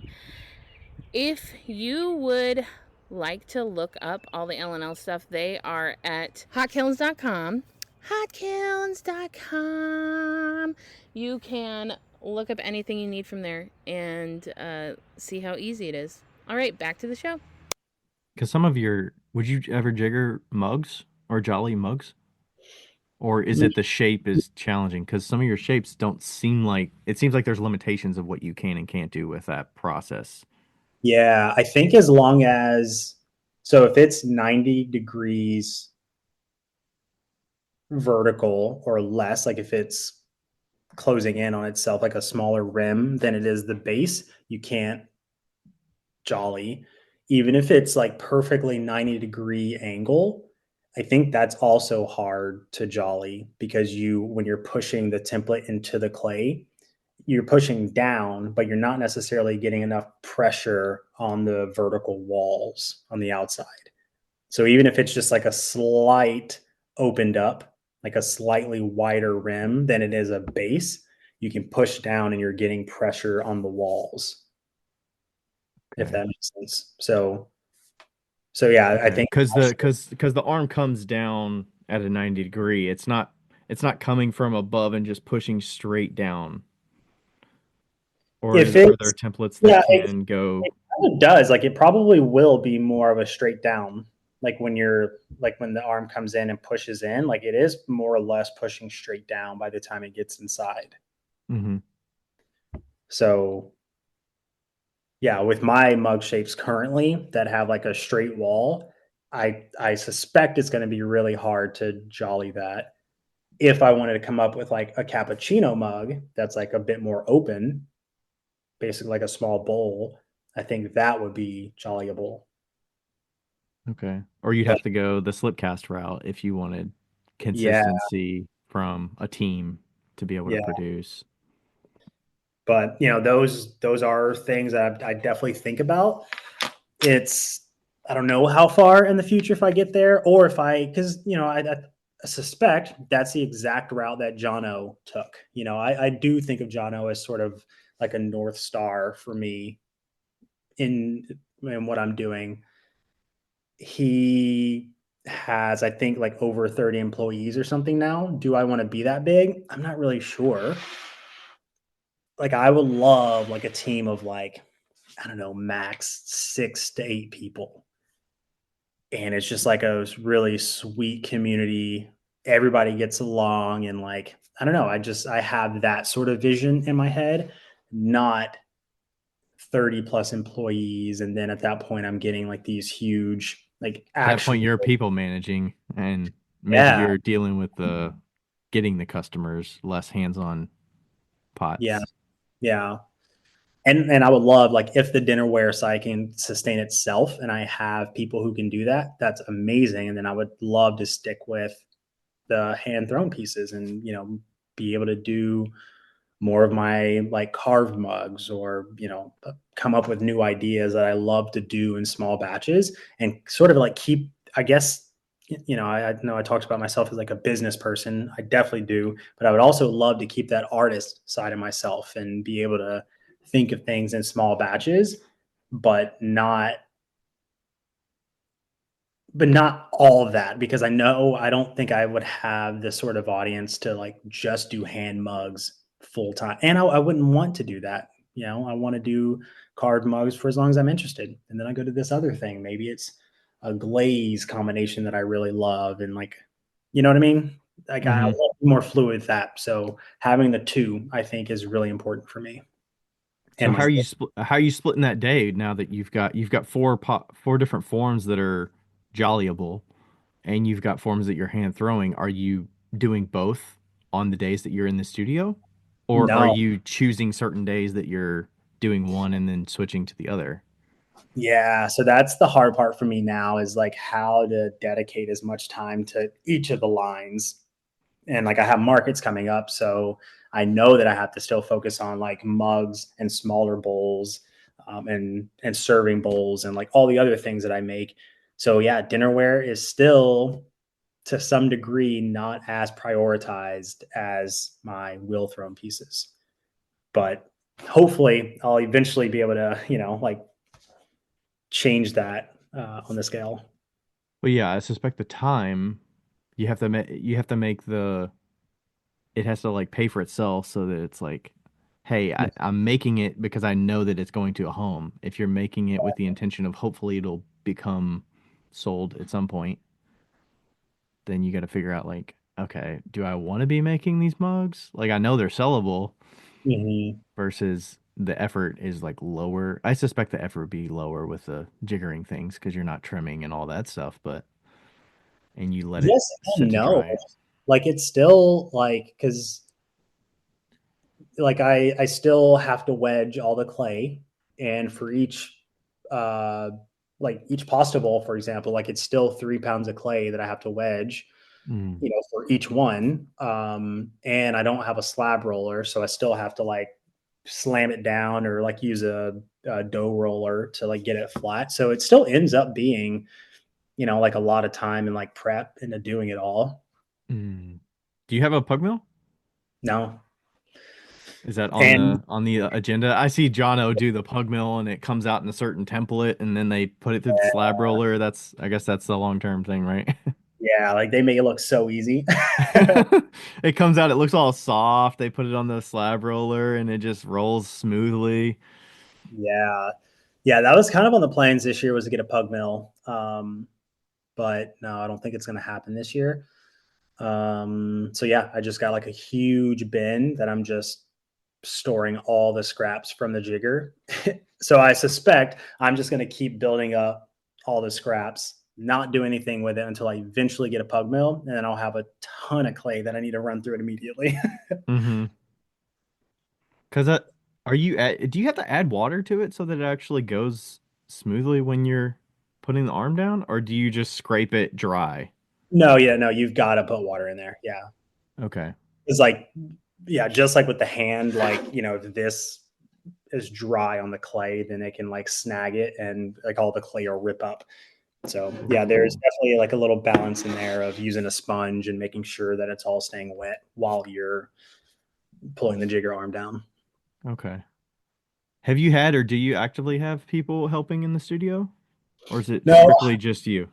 yeah, it's just me. I have in the past, before we moved where we are currently, we lived like 45 minutes north, and I had a high schooler um, that I hired for at least the summer, or like 6 months or something like that before we moved down here. And then I'm actually going to have a new person coming next month. So yeah, hopefully real soon. Nice. Are they specifically focusing on one thing? I think for the first, I don't know, we kind of, come up with like a soft like intro, like it'll be like once a week to start, kind of showing all the tasks that there is to do, see where that person's interest is, see what they, want to spend their time doing, because I have a list of a ton of things and they're only coming once or twice a week for 3 or 4 hours at a time. They're not going to be able to do it anyway. So I'm willing to just be like, well, whatever you want to do on this list, have at it. And then, yeah, if it works out long term, then I'd love if they have the interest to like transition into, like more specific roles of like, okay, well, this is your job. Like, if you like to do that, and if that's jiggering, that'd be dope. If it's like, yeah, just making handles and cleaning and one or two other things. Yeah, so I'm kind of open at this point. Yeah, it's tough to figure out the balance of what you essentially need done and like also what you don't want to spend your time doing because you know it's not worth your time. Yeah, And feeling like you don't want to burden, I don't want to say burden them, but you don't want to give them shit jobs that they're gonna hate. yeah. Totally. Like I want them to be happy. I want them to want to do the things that they're doing. And, like, yeah, if you're working with somebody, you don't want them to just be a minion and like just do the thing, even if they hate it. It's like, no, just do it anyways. Like, no, I want them to like love the thing that they're doing for me. And yeah, I want it to all be Did you mutual. have that conversation with them about the types of tasks they could be doing and kind of gauge, or was it something different? Like how did you go about picking the person? Yeah. So this, happened in like a really cool organic way. So when the old studio I was telling you about, when I was in that one, I put out a call for someone to help specifically just with handles. And I wanted somebody with like, a little bit of experience. And I actually didn't get any bites for it, which was fine. And then months down the road, when I was teaching, one of my students said, "Hey, I saw that call. Like I really wanted to, but I felt like I didn't have enough skills to actually reach out." And I was like, Hmm. "Damn, I wish you would have." Yeah. Like seen her in class. She also works at the teaching studio that I teach at. And so I've gotten to like a little bit gotten to know her a little bit and like can see that she does pay attention to detail. And I feel like would have been a good fit. So I was like, man, I wish like you told me that. Yep. And like, if you do want to do some stuff, like let me know. Like I'd be open to it. And then like another maybe 6 months down the road, yeah, like she asked me, she's like, hey, like, do you know anybody that would like be wanting some, work in their studio? Like I was, You're like, raise my hand? yeah, and I was just like, yeah. So yeah, we've been chatting the past like month or so. Like I've had a lot going on in April. We had some trips and stuff, and yeah, kind of worked out timing wise, and yeah. That sounds kind of like the origin story of Erica starting with me a Oh, while really? back, except she actually took that chance and reached out to me and said, because my initial inquiry was I was looking for somebody to maybe throw shot glasses off the hump Hmm. because I was churning out a bunch of them and I was like, it would be nice if I could just, I was kind of thinking of having somebody do it in their own studio, give them clay, they throw them off the hump, they get one of my stamps, and then they bisque fire them and deliver them bisque, and I pay Hmm. them per piece. And I never got to that point, but she reached out and said, "Hey, I'm interested in this thing. I've been throwing for a short period of time. I'm pretty new to clay, but I'm teachable." And I think, I don't know if my recent studio assistant had left or I was kind of thinking about that as well. I think I already had a post out asking for a studio assistant. And I was like, Mhm. well, I actually have this other role. Would you be willing to do that? Because it kind of feels like your interest level and your experience kind of match this role better than this other thing. And we just kind of made it work. And, I would say I kind of, yeah, I feel like I hired based on teachability, personality, and just a genuine interest for what was needed. And Yeah. that's hard. It's hard to, I mean, it takes it, especially from the business side of it too. I don't know about for you, but for me, it took a big hurdle to actually put that posting out to ask for a studio assistant and feel like I put all the details that I wanted to make it Yeah. enticing, to make it transparent, and make it feel like it's going to be worthwhile for somebody to want to come in and do the work because it can feel like it's a bunch of grunt work. Yeah. And did you ever go through a phase like when you were first starting though that you would have just wanted to be in somebody's studio and like because like that's what I always felt like I earlier on wish I could have just been in someone's studio for a few months and just like learned from them and Hmm. and that's Yeah, like I think my first couple years of selling, there was a Amelia Stamps. She's a potter in Lexington, Kentucky, so she's a little south of me. But we purchased from her a few times, and she was just really nice and kind to us. And I was kind of up and coming with pottery. I'd been making for a while, but just kind of got into selling, and I was wanting to shadow her, so I reached out to her to find out when she was selling at a show I think in I think in Louisville or something. So I was like visiting family, and I was seeing if I could visit and help her tear down her space like after the show or shadow her during the show, and just kind of offered voluntary work for just being able to be around somebody that's experienced and in the thing that I wanted to be doing. So uh, that's what I was doing. I never thought about being in somebody's studio, but I think I would have felt like it was intrusive to ask that. hmm. But like in a role of like an apprentice where you're Yeah. yes working I for could them. see some, yeah. I could see that as being something I would have liked to do. I think it was time commitment of do I want to be spending my weekends doing it? Because I still had a 9 to 5. I mean, I still have a 9 to 5 now, but feeling like I could be a support for somebody Yeah, and learn from them. Yeah, I think that's probably one of the best ways to learn when you're early on. And there's less pressure to, I mean, you're getting paid, but the experience and being around those people are really teaching you way more than the money that you're getting from it. totally. Yeah, I think that's kind of what I would love to like figure out a way to maybe do like an apprentice program where it's like,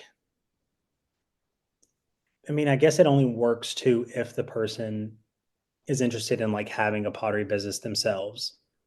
I was going to say like it would be the best if like yeah they're willing to have sort of like a probation period slash apprenticeship where it's just like hey like come in I want you to learn all the things in exchange for some level of work, Hmm. very small amount, and then after that if it's a great relationship then it becomes a job, like a paid job. Right. And Okay. what do you think about that? Like what are I think your that would I think that would ethics? be great. I mean, I mentioned this on the podcast with Becca a while ago about the idea of I would love to have somebody come work for me for the summer and do some tasks that I wanted, but it felt a little bit like I wanted somebody to do the grunt work and throw production for me or something like that as a means of they're like getting time in my studio and they're learning, but I felt like I was like putting them to work more than like I would say educating definitely. them. Yeah, if they're throwing, that's different. Because like that is Mhm. like, yeah, they're doing legit work that should be paid, I would imagine, unless they're like truly passionate about learning how to throw better, and that's what you're teaching them. But I just feel like if It's it's a balance of how, yeah, because I was recently looking into the difference between like a studio assistant and an intern. Mhm.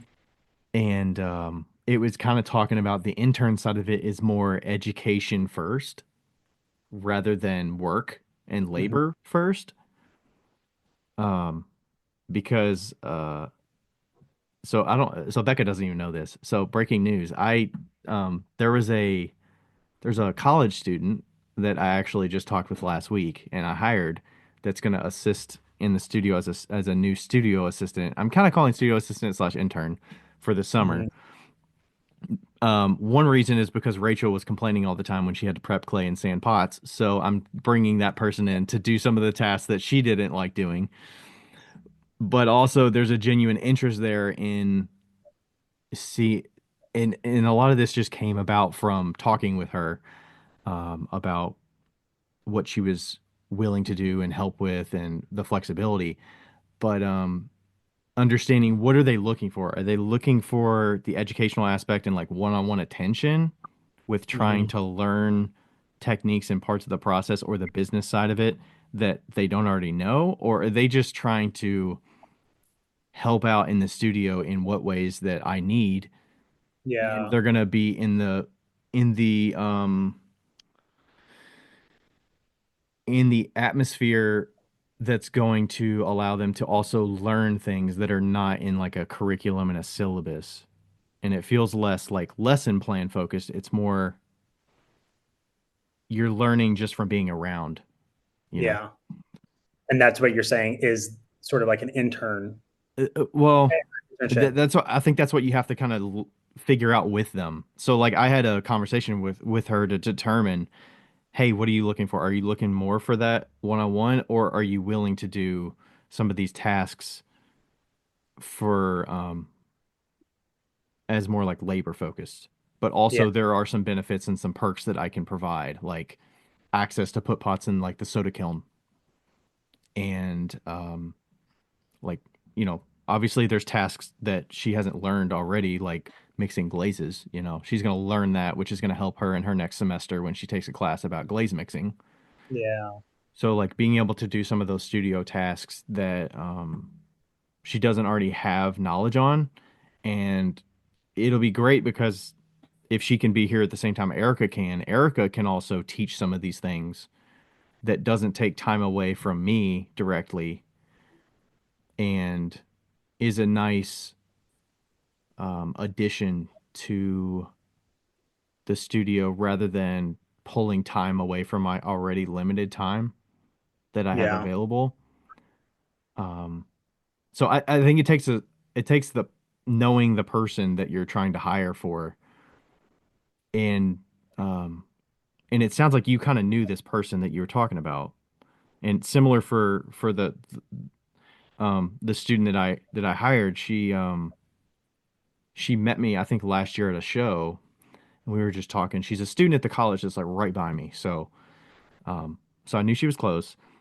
Met her at the show, talked with her about my process, about, some of my work or whatever. And then I met her at another show and talked with her for another 15, 20 minutes. Like you kind of just know.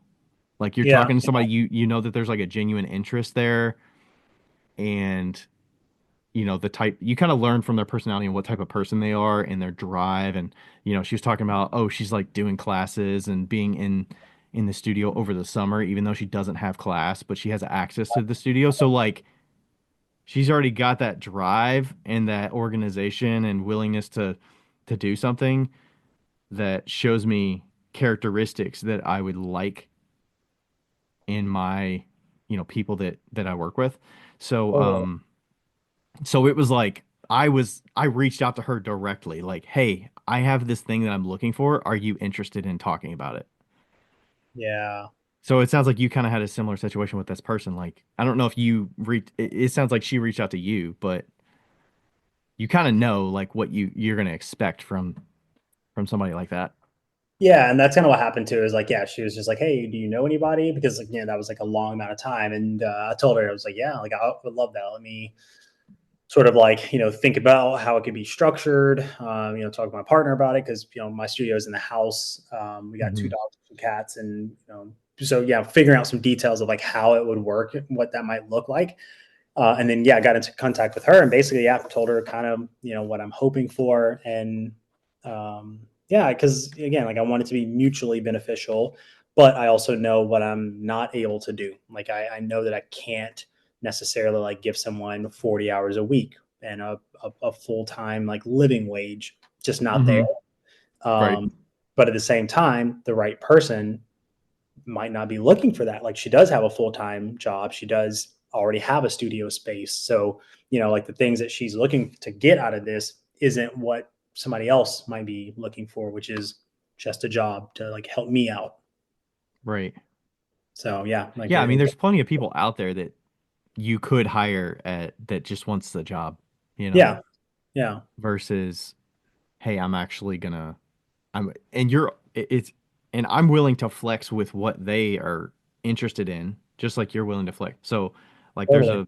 there's some back and forth there, and as long as they kind of, carry their weight and make it easy for your business, and you see like, hey, they're helping the business rather than being like an issue or something. Yeah. Like you can't rely on them to to show up on the days they're going to be there or whatever. Like, I mean, some of that you can't figure out until you get in the weeds of it.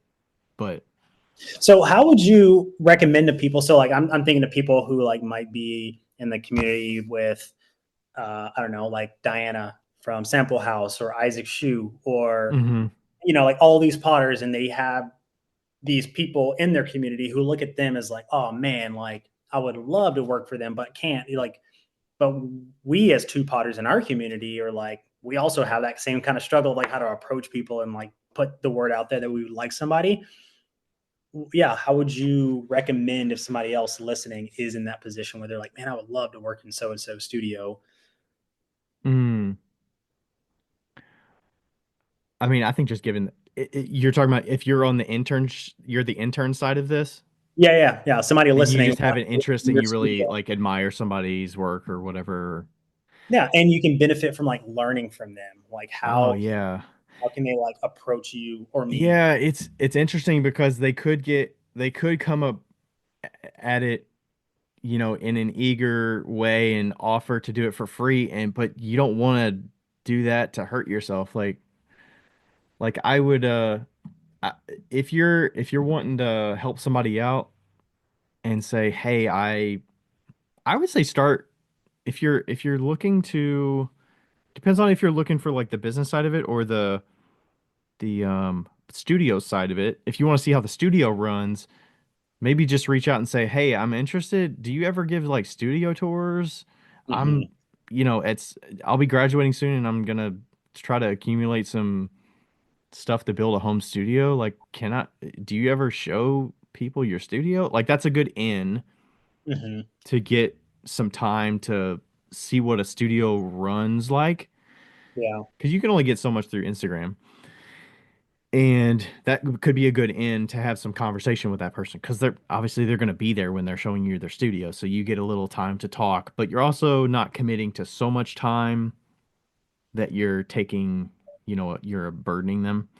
Um, Yeah, I think that's a great way. Yeah.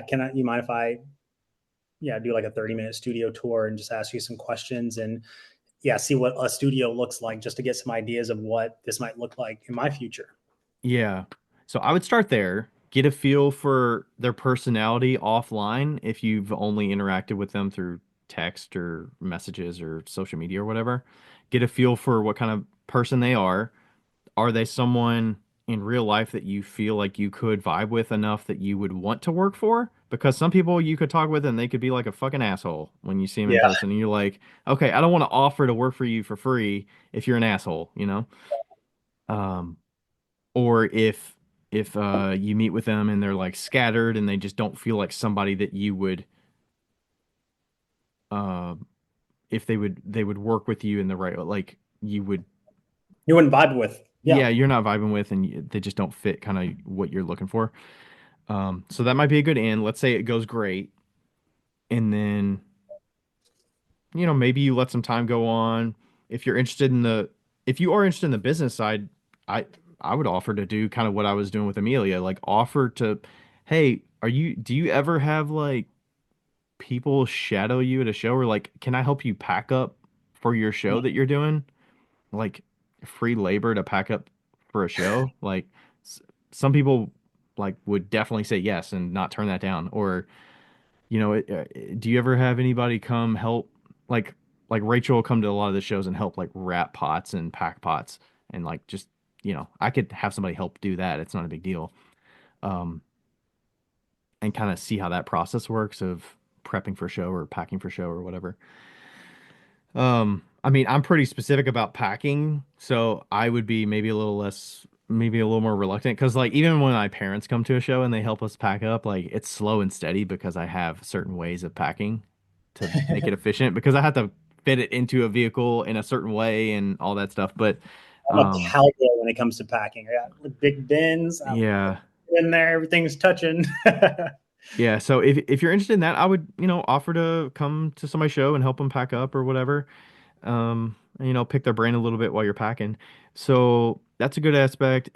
And then if you're that next level and you're like, okay, they seem like a good person, somebody I want to work with.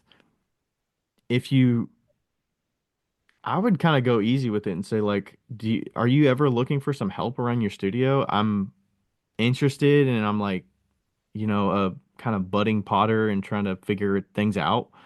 Are there any tasks that I could help out with in the studio, even if it's just for a few hours a week? And if you want to offer it as voluntary, as like a internship or something, and you're willing to do that, like maybe you approach it that way so it doesn't feel like a cost thing for the maker, but Yeah. also be willing to say if you have any pay, like I'm Or if you willing to don't, pay some money for a few hours a week. It's not as big of a undertaking as promising somebody 20 hours a week. yeah.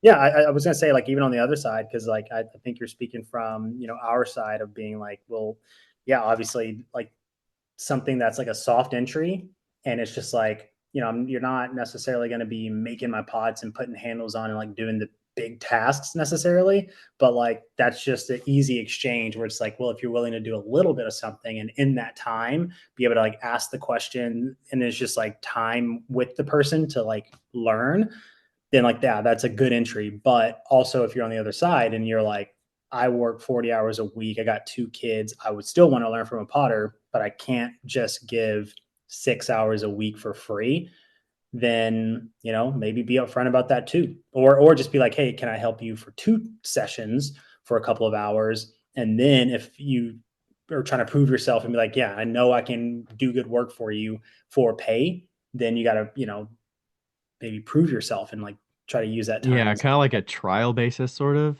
yeah like where no no you're I know how to willing to play. help out for Let me learn your way and I can do that for you then yeah. you can sort of get in that way for a You can pay. also get a sense if you're on the student side of it and wanting to go to somebody, you can probably get some sense of because some people might be a little more close to the vest with what they show people in their studio. Yeah, So they might be a little less reluctant or a little more reluctant to let people in that are kind of like outsiders into their studio. Whether they feel like it's a dirty studio and they don't want other people in there, or if they feel like there's like quote unquote trade secrets that they don't want out yeah, because, they have certain ways of doing things. But like there was a so I don't know if do you follow Marge Ceramics? I do, yeah.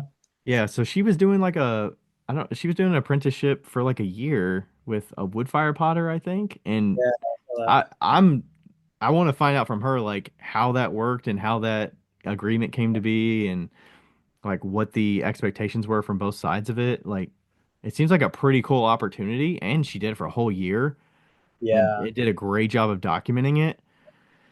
Like that seems like a great thing that a lot of people would love to do.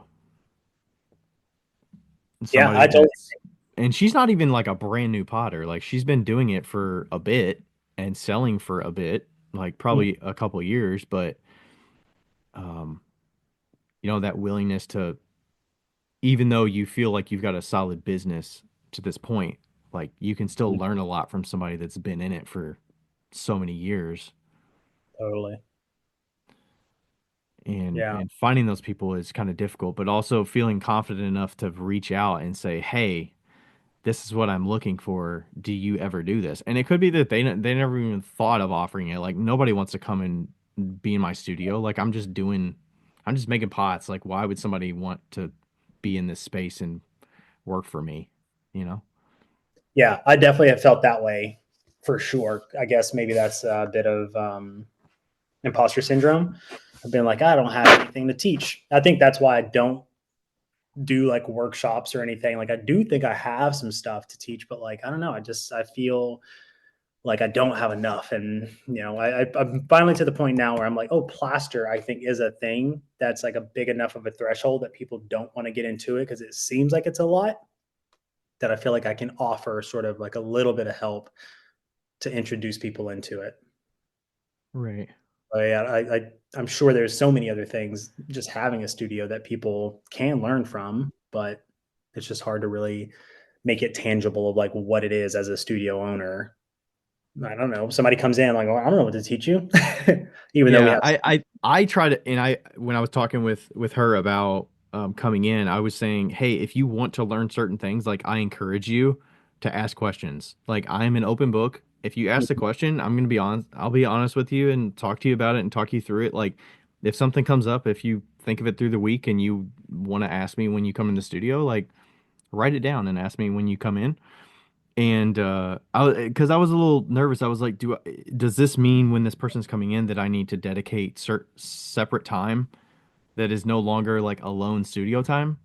That Mm, I value it to a certain extent when I get alone time in the studio because the days happen less frequently as yeah, my calendar fills up. So I'm like, oh, am I sacrificing that? But then I was like, you know what? It would probably be best if we can schedule it that she can be here while Erica's here as well. Then we can kind of work together and she can learn from Erica because I've taught Erica to a level that she knows what's going on. She's been doing this for 3 years. Like she knows these tasks. She can teach her how to mix a glaze. She can yeah, teach her like what things she's doing and why she's doing it a certain way.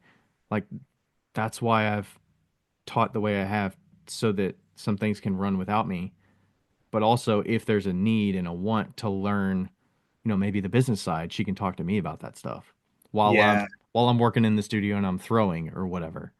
yeah. That's I great. don't feel like I have to sit at a table face to face and talk for, an hour dedicated, while this person is here. Where if it was an internship or apprenticeship, I might feel like it's my responsibility, especially if it was for like course credit or something where there needs to be an educational aspect rather than dedicated labor, because I feel bad if somebody like wrote their whatever they're reporting and they're like, I prepped Clay and I didn't talk with him because he was, you know, she's here while I'm working my day job and Yeah. I don't have any one-on-one time with her except when we cross paths when she gets here. Like you don't want that either. Right. Right. Or if, or you talk with them and say like, oh, like I prefer to work alone if that's needed. Like I'm fine with doing that. Yeah. It comes down to communication and being open and honest about it, your needs and wants on both sides. Yeah. Hmm. But yeah, hiring and finding that person is difficult. I think I've kind of lucked out with that over the years. And maybe some of that is what you put out there, how you kind of conduct yourself and what you share. And then when you put it out in the right channel, like I put the studio assistant thing on social media on Instagram. So like maybe like the people that already know me through that are more likely to reach out because I put it in that space for them rather than Mhm. putting a flyer up at the college or something, where people might not already know who you are or know kind of how you run things. Um, but I think most of my assistants historically have been college students or like most of them have been recently out of college. So this will be the first time I have somebody in the studio that's like an active college student. But I feel like that's a good and maybe it's based on my age and stuff, but I feel like that's a good person to have in the studio for me. Yeah, and just like they're already primed for learning and like wanting to ask questions, and I feel like that's And yeah, they good. and generally they have less other like commitments with like family and like kids and things like that. Yeah, But also I suspect people that have like there's I feel like Becca's hired some people that have kids and stuff. Like they make it work and they figure out like they're some of those people are more reliable than people that don't, and they have like more free time. Quote like the people that have more free time are less reliable sometimes because they're just not as disciplined with their time or whatever. They're more Or consistent. they're more consistent. yeah. And then was the work ethic and like um willingness to be flexible with what you asked them to do, did that change at all? I feel like I only had one person that had kids, but I had friends that would help me all the time.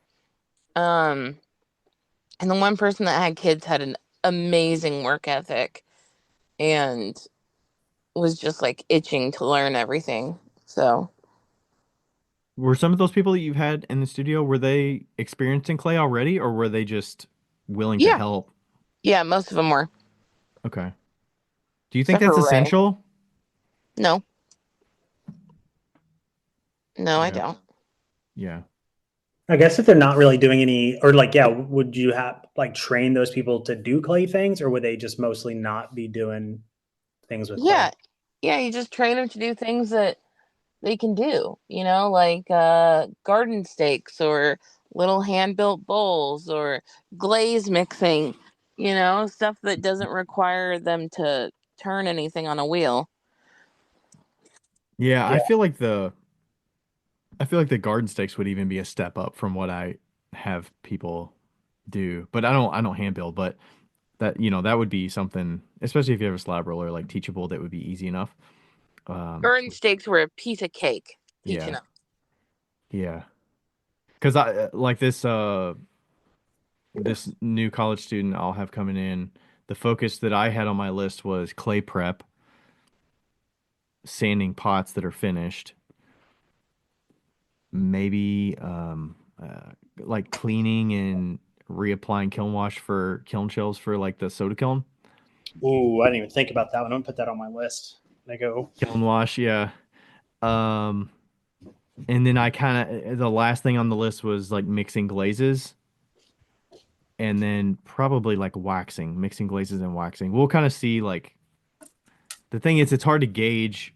You kind of build an understanding of how much um I kind of know how much Erica can do in 4 hours now and how much mhm. time it's going to take to do certain tasks. So you're kind of building that new barometer for that person of what they can handle and what they can produce in a certain amount of time. Here's all the things that I think that I could hire out. So making, extruding handles, shape the handles, sand pots, pouring plaster molds from the mother mold because it's literally just mixing, pour, mixing glaze batches, stamping pot bottoms, general cleaning, clay reclaim, but not wedging, unloading the kiln, prepping, weighing clay for throwing, and waxing pot bottoms. Yeah. Yeah, those are nice. Yeah. Yeah, What people is I feel like well, it's easy to just think of those tasks that you repetitively do that is I don't know if it just because I've been doing it for so many years and not prepped clay for myself for like 5 or 6 years that it's just like, of course that's what you would have them do. But do you use the same clay though? Like just one clay? I use two clays, Oh, okay. two different clays. And then I when have we're prepping three. it, you have three clays. Yeah, and like I don't like to throw it. And I remember seeing your like the cat litter boxes or whatever. Yeah. Like play balls like stay soft forever. I can store mine for like 2 days, and then like they're noticeably harder. And like Mm. That's yeah, all three clays are like that? yeah, I don't understand it. Oh man. Yeah, that's a limitation. So yeah, I can't prep that far ahead for some reason. Hmm. I don't know if it's my containers. Yeah, but I wish I could figure that out and be able to prep way further. Yeah, because you don't want. I mean, and then you'd have to time your throwing with somebody prepping the day that you're there, and Exactly. Yeah. or they have to come certain day. Like, I want you to come these 2 days so that you can always prep clay those days, Yeah. and then do some other Jody, stuff so I can throw. Like, what clay are you using? I use Plainsman Coffee, Laguna Speckle Buff, and Plainsman M340, I think it is, or maybe 350. It's a white. Laguna Speckle Buff is at 608. No, I think it's like, I don't know. Mine's WC 608 Yeah, Laguna. that is it. Yeah, yeah. That's the same clay that I use. Yeah, Oh, but that one nice. dries out. Mhm. Okay. I think it might also be my container, like maybe the lid. Which I mean, even I'll put You need plastic it, on yeah. top of the clay and then put the lid on, and it'll still be that way. I wonder too if it's the plaster because I have plaster in there, but I In the thought that was, bottom. yeah. Yeah, Is But the like mine's just plaster a. wet? yeah, like I'll like what I do now is like I'll even soak the plaster, put plastic on top of the plaster, then the clay balls, another layer of plaster, and then the lid. And When you it's open it, is there condensation in the bucket or is it dry? no, there's condensation. It's just like it gets stiffer on the outside though of the Hmm. clay ball. Like it needs re-wedging. Okay. Hey, folks, let's take a quick break from the episode to talk about one of the sponsors that helped make this show possible. We're talking about Speedball today. They just came out with 6 new glaze colors in their mid-fire line. If you haven't seen them, I actually just did a whole bunch of tests with them. I do a lot of layering with the new colors. Speedball Ceramics Instagram account, you should definitely head there. Look up, see what folks are testing with them. We've got a range of different clay bodies that are available, and they will look different on the different clay bodies. So definitely check those out. Test them for yourself. The 6 new colors are Dragon's Eye, Galaxy Mist, Blue Flame, Natural Opal, Prisma Green, and Lemon Drop. So if you're a fan of the mid-fire line of glazes, you fired a cone 5 to 7, somewhere around there, these might be great for you to test out. My personal favorite that I've tested so far is Blue Flame. I think it looks very good on the white clay, the speckled buff clay that I use. It's a great layering glaze as well. It kind of leans a little bit purple sometimes. It leans a little bit. There's hues of blue in there. There's hints of red depending on how thick the glaze is. So definitely give these a test. Try them out. The glazes that they have now are wide ranging. You can go to their website at speedballart.com and check them out. They've got 36 to choose from now. Thanks so much, Speedball, and let's get back to the episode. Yeah, I don't know. It's weird. Yeah, sometimes that clay does dry, but I would say I have more issues with my white clay drying I would than the also speckled buff clay. say that Ryan doesn't care that much about that kind of stuff too. You Like I know? mean, how Becca says my clay is hard, but I'm like, Well, this it is is. semi-soft. Like, I don't know. Maybe He's it's just just not I'm as just used to. particular. I don't understand how your hands and wrist aren't fucked up. Like I don't get it. Like I don't one, know. how do you throw I, some and I like would yeah, say that I have generally like soft hands. I would not call myself a calloused kind of guy. Like that's not my kind of thing, but I don't know. It's because he does push-ups every day. are I you do selling your I do push-ups? push-ups every day, yeah. What are you up to now? 125 a day. Damn. All Christ. right. All right. All right. Every day since February of last year. Damn. Haven't missed a day. Really? Yep. Yeah. Man, when you You talk can't about see this, it, but I have a wall filled with Post-its like this that just have the days and the numbers. I thought you were gonna And say you can't see it, but yeah, I do 125 a day. no. No. Yeah, I I remember you don't were know. doing. I think yeah, like Becca likes really really soft clay, but sometimes when I've thrown with some of that, it gets a little wonky. So it's just a balance and I was trying my white clay today, and it's way softer than my other two. Yeah, it's a completely different ball game. The speckle buff, it's pretty. I don't know, like not hard, but like I don't know, it holds its shape very well because it has a little bit of grog in it. But yeah, the white clay has no grog, and yeah, it's a lot wobblier. Got to be more careful. But I like Yeah, it. It's fingers and I and think and I was talking to you about the soften it up. Like I think you said you already do the same thing, like throwing the bag on the ground and hitting it on all four sides like twice yeah. and softening it. Like that's all we do to prep the clay. Just do that, cut it off, put it in a ball, and then put it right in the bucket. And that's what I'm throwing with. Sometimes it will soften up a little bit over time, but usually those are the ones at the very bottom of the bucket because all the moisture kind of soaks down. But yeah, I don't know. I mean, I think the airtight bucket. Mine, I do have I have a couple windows in the studio, but they're not like the the sun's not like hitting the bucket and like creating. I don't know. I would I think that would really, increase the moisture, probably I retain really it better. do think this is a case of Ryan not caring and Jody caring a little too much. Like, I really do, because I've thrown with Ryan's clay before, and I think that Jody, you'd pick it up and be like, what the fuck? Yeah. Like too hard. Yeah. Yeah. I think it would be too hard for you. Like, we all know that Ryan's some sort of unicorn, and like, I just don't think it's worth the time to wedge it. That's my main thing. So I guess what I'm used to is a Same thing. point that's shit In clay. classes, I was telling my students the same thing. I was like, people wedge forever. I don't know why. You just throw it on the ground and it's soft enough.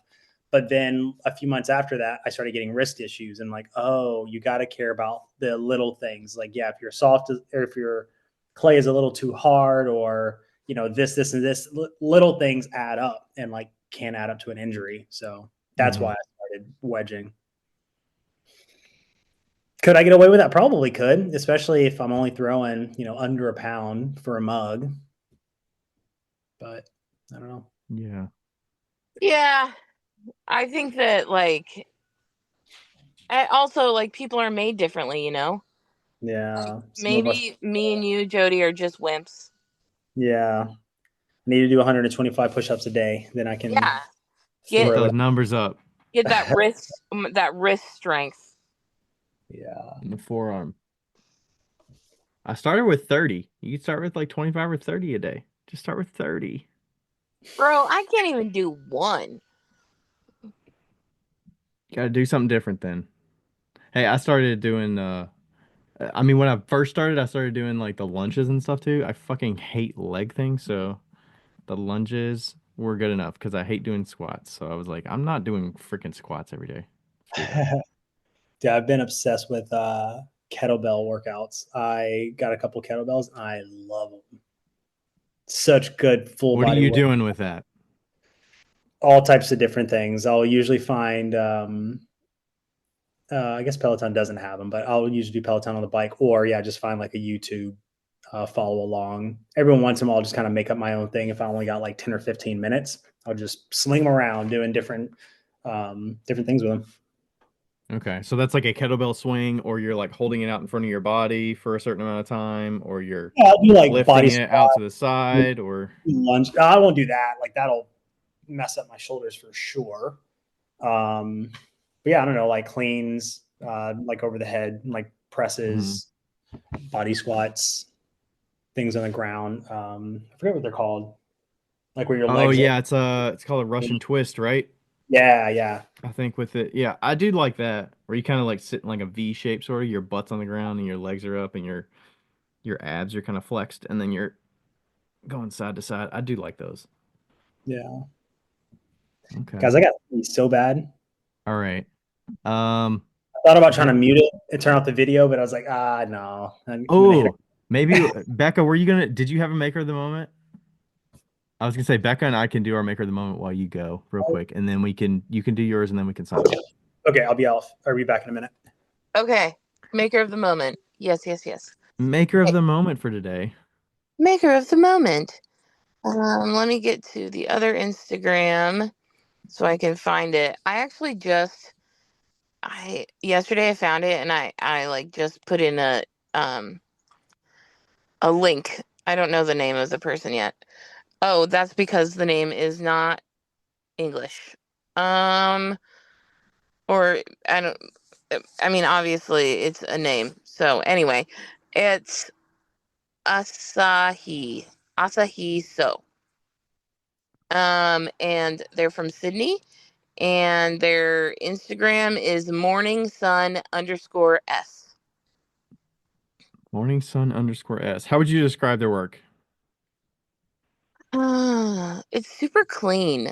I found this like yesterday while I was looking just like on the page, and they don't have they've got like 9,000 followers. There's a lot of like wire work that's attached to clay, but I really like the vases and stuff. It's like it's just pretty well, it's very modern, very textural, clean lines, very predictable, but it's just nice. It makes me feel good inside. Yeah, it's like a nice rest for the eyes. Yeah, yeah, yeah, yeah, yeah. It's almost like this sounds bad, but I'm going to say it anyway. It's almost like something that you'd find at Target. You know what I'm saying? Like in the section that all the moms are in. Mhm. But I also really enjoy the wire stuff that's mixed with the clay. I think that's really cool and super creative. Like they throw the bottoms and then they wire the tops with like chainmail the tops. It's so fucking cool. It's kind of like weaving but with wire instead of, you know, weaving. Yeah. I wonder how flexible that wire, like, I wonder if Yeah. the finished piece is like very firm and stiff, the form, or if it's got a little give to it. Yeah, I don't know. I mean, they're really cool. Did you scroll down to see those like vases with the tops that are Right. wide? Yeah, And I can see those. They're pretty sweet. yeah, they're really cool. Oh my gosh, they got some cool agate ware pieces too. Yeah, I I think. like the little I like the little wire pieces inside the it's kind of like a terrarium sort of where it Yeah, looks like a flower made of wire or a little bulb on, yeah, that one's pretty cool. morning sun. Yeah, it's nice to have it's like there's some pieces that are strictly ceramic and then there's some pieces that are mixed media, but it still has a ceramic element, and then there's some pieces that are just strictly wire and not Yeah, ceramic at all. Like it's a nice mixture. yeah. Are you talking about the terrarium ones where they're like it's a globe and then there's a vase inside? A The globe ones that of have the water. that has the wooden bottom and it's got a glass orb over top of the whole thing. Oh, oh, oh, oh! It's I like an saw that one. encapsulated flower, sort of. Oh yeah, those are cool. Yeah, I mean it's just very like unique in the way that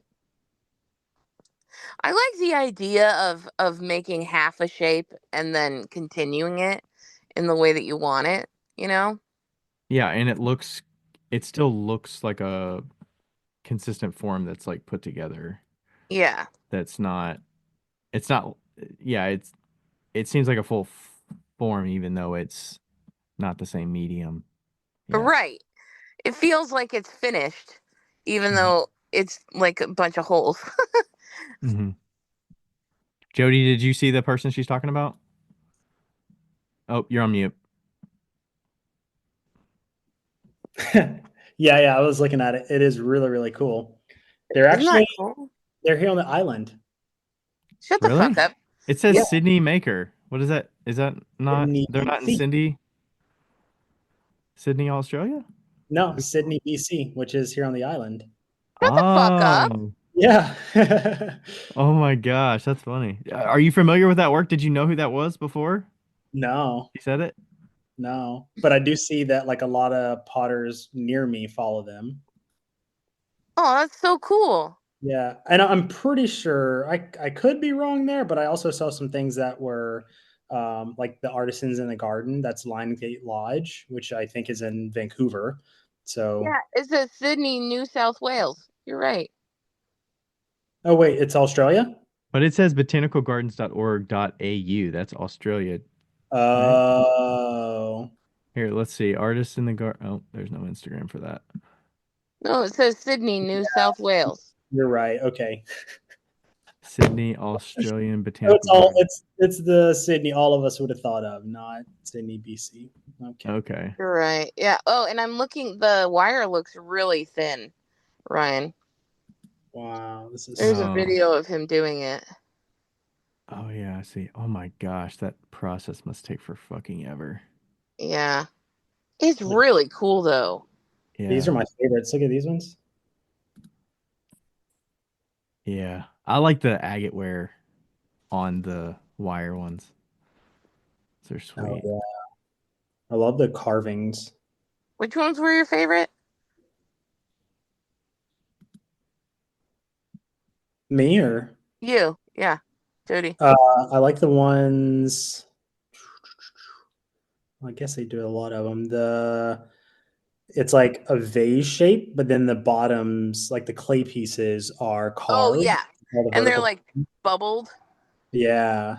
Yeah, those What are the solid pieces inside the wire halfway up some of those? I don't is it more wire stuff inside? You see how there's like a solid piece in the Yeah. middle of some of those? Yeah, I think it's more wire. I think it's like I think they're essentially making a bowling pin and then doing wire on top of it again. Or maybe it's just a ball inside of it. That would be cool. Dude, Hmm. this process is wild looking at them make the wire.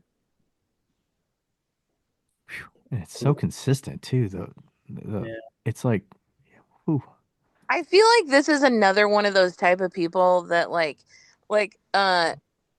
I unashamedly have been scrolling Instagram while you guys have been talking, and like when you watch those teapot makers and you're just like, just a reminder, you're absolute garbage, like you know nothing. I feel like this is one of those situations where it's like, just a reminder, you are garbage. You will Yeah. amount to nothing. It's like making, this is nowhere near making like basic bitch pottery. Like, No. Yeah. whew. I do think that some of his forms are slip cast, though. I did see some molds in the back, but I don't think that really matters in this regard. Yeah, like the carving is not slip cast, maybe the bottom, Yeah. the form Maybe is, but the carving is not. maybe the shape is, and then he carves it. Yeah. Yeah. All right. So that is morningsun_s on Instagram. And mine is, I'm not going to know how to say this last name. Risa Rakovsky. Okay, we're gonna need a spelling.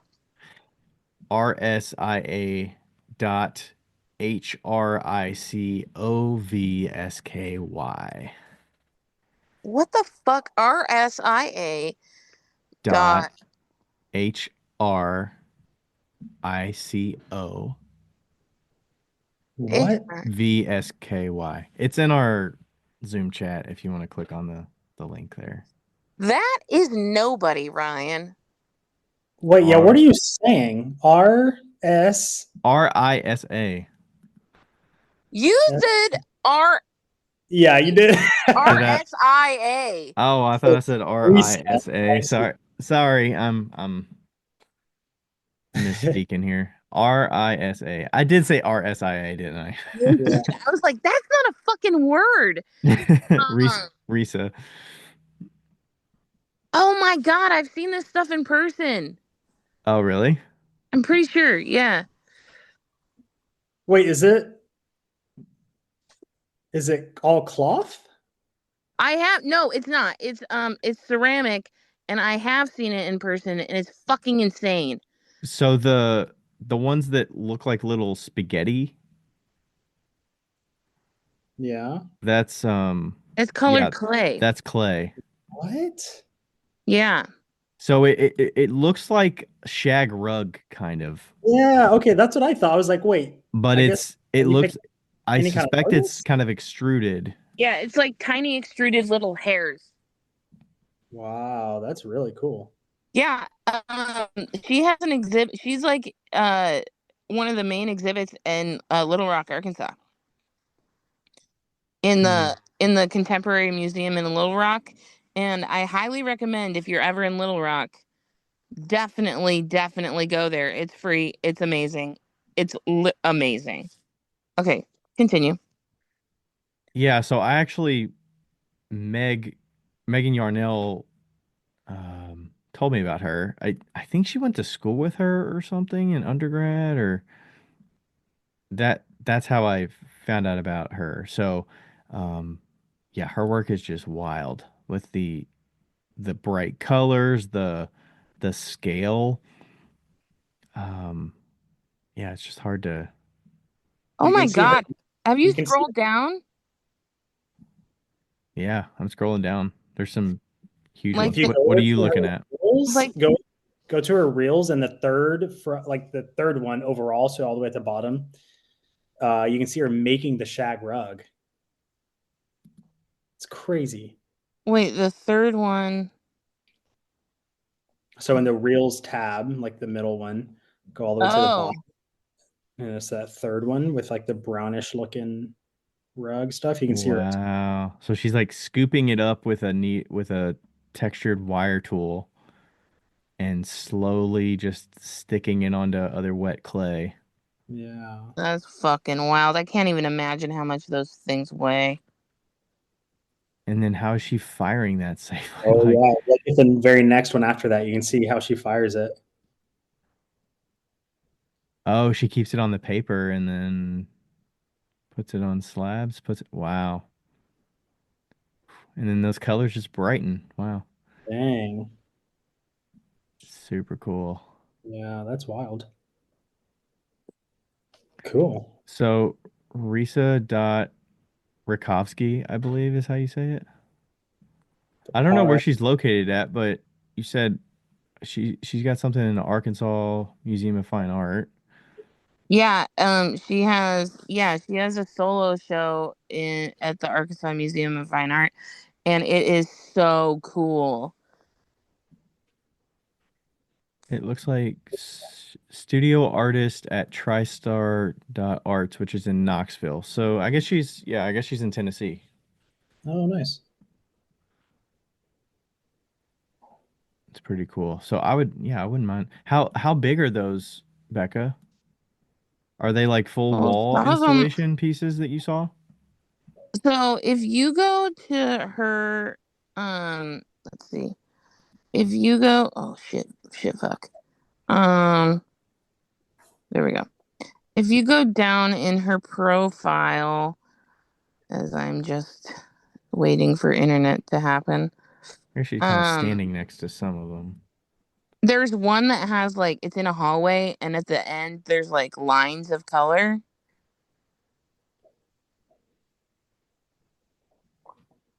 Do you see that? I don't have internet. I don't hallway lines of color.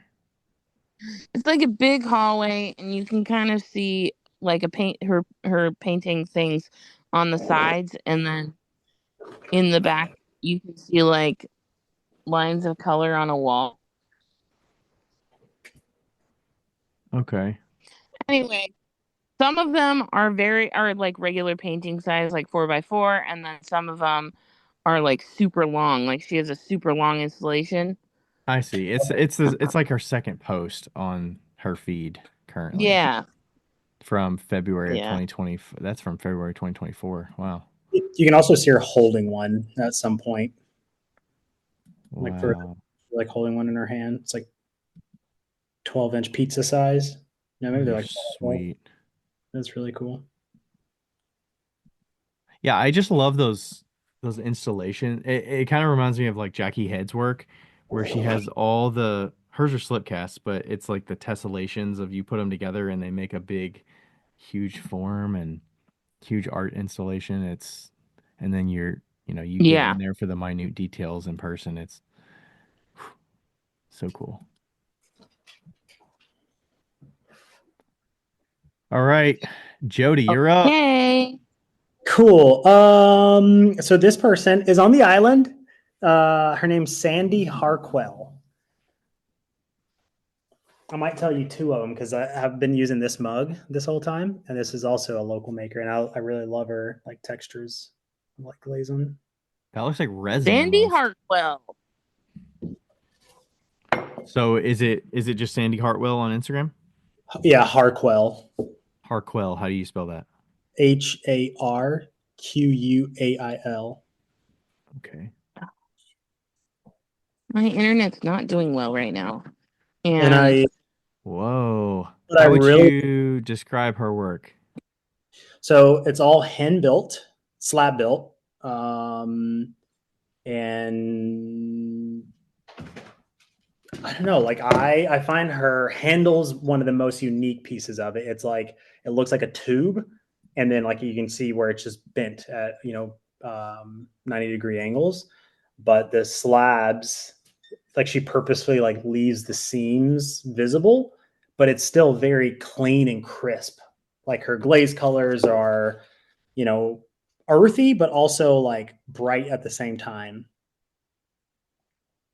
Trying to see where you can like. Yeah, she's got some greens and blues and Ryan, you might have to do this one because my like internet's not working for some reason. okay. Yeah, there's a stack of 4 mugs. Oh wait, I see it. I see them now. Oh, she's very, very similar to Annie. What's her fucking name? That French lady. Who dat? Hold on. Anne French. Do you have one of the mugs with do you have one of her mugs with those kind of handles? Oh, okay. Yeah, Is that this pretty one. light too? The handle It's being very hollow? light. Yeah. Like this is like a hollow tube, and yeah, it's just like so comfortable to hold, and the bottoms are super smooth. I think this is 370 Plainsman 370. It's like this reddish looking clay. Mm-hmm. Yeah. Looks super smooth. Yeah, something about those kind of matte looking glazes with red clay is like so Yeah. soothing and just kind of puts you at ease. God Yeah. damn it. I of course love I saw she had a atmospheric fired pot in there. I was like, "Yep, I like that." Yeah, she does a lot of that too. Yeah, there's this French potter that does like I I wouldn't necessarily call it jigging or anything, but she does put bowls in like plaster, and then when she takes them out, she cuts them with scissors and then folds them, and they're Oh, so fucking cool. If I can find it, I'll send it to you. And I promise if I find it, I'll use her as my next maker of the moment. But I do love those handles. They are fucking beautiful. yeah, she does like really sweet like angles and stuff for like where are they? I don't know. I guess they're like little. I don't know what you would put in them, but maybe they're just artistic pieces like this. Kind And of it just looks has, like a centerpiece. Oh, yeah. It's hard to tell how big that is too.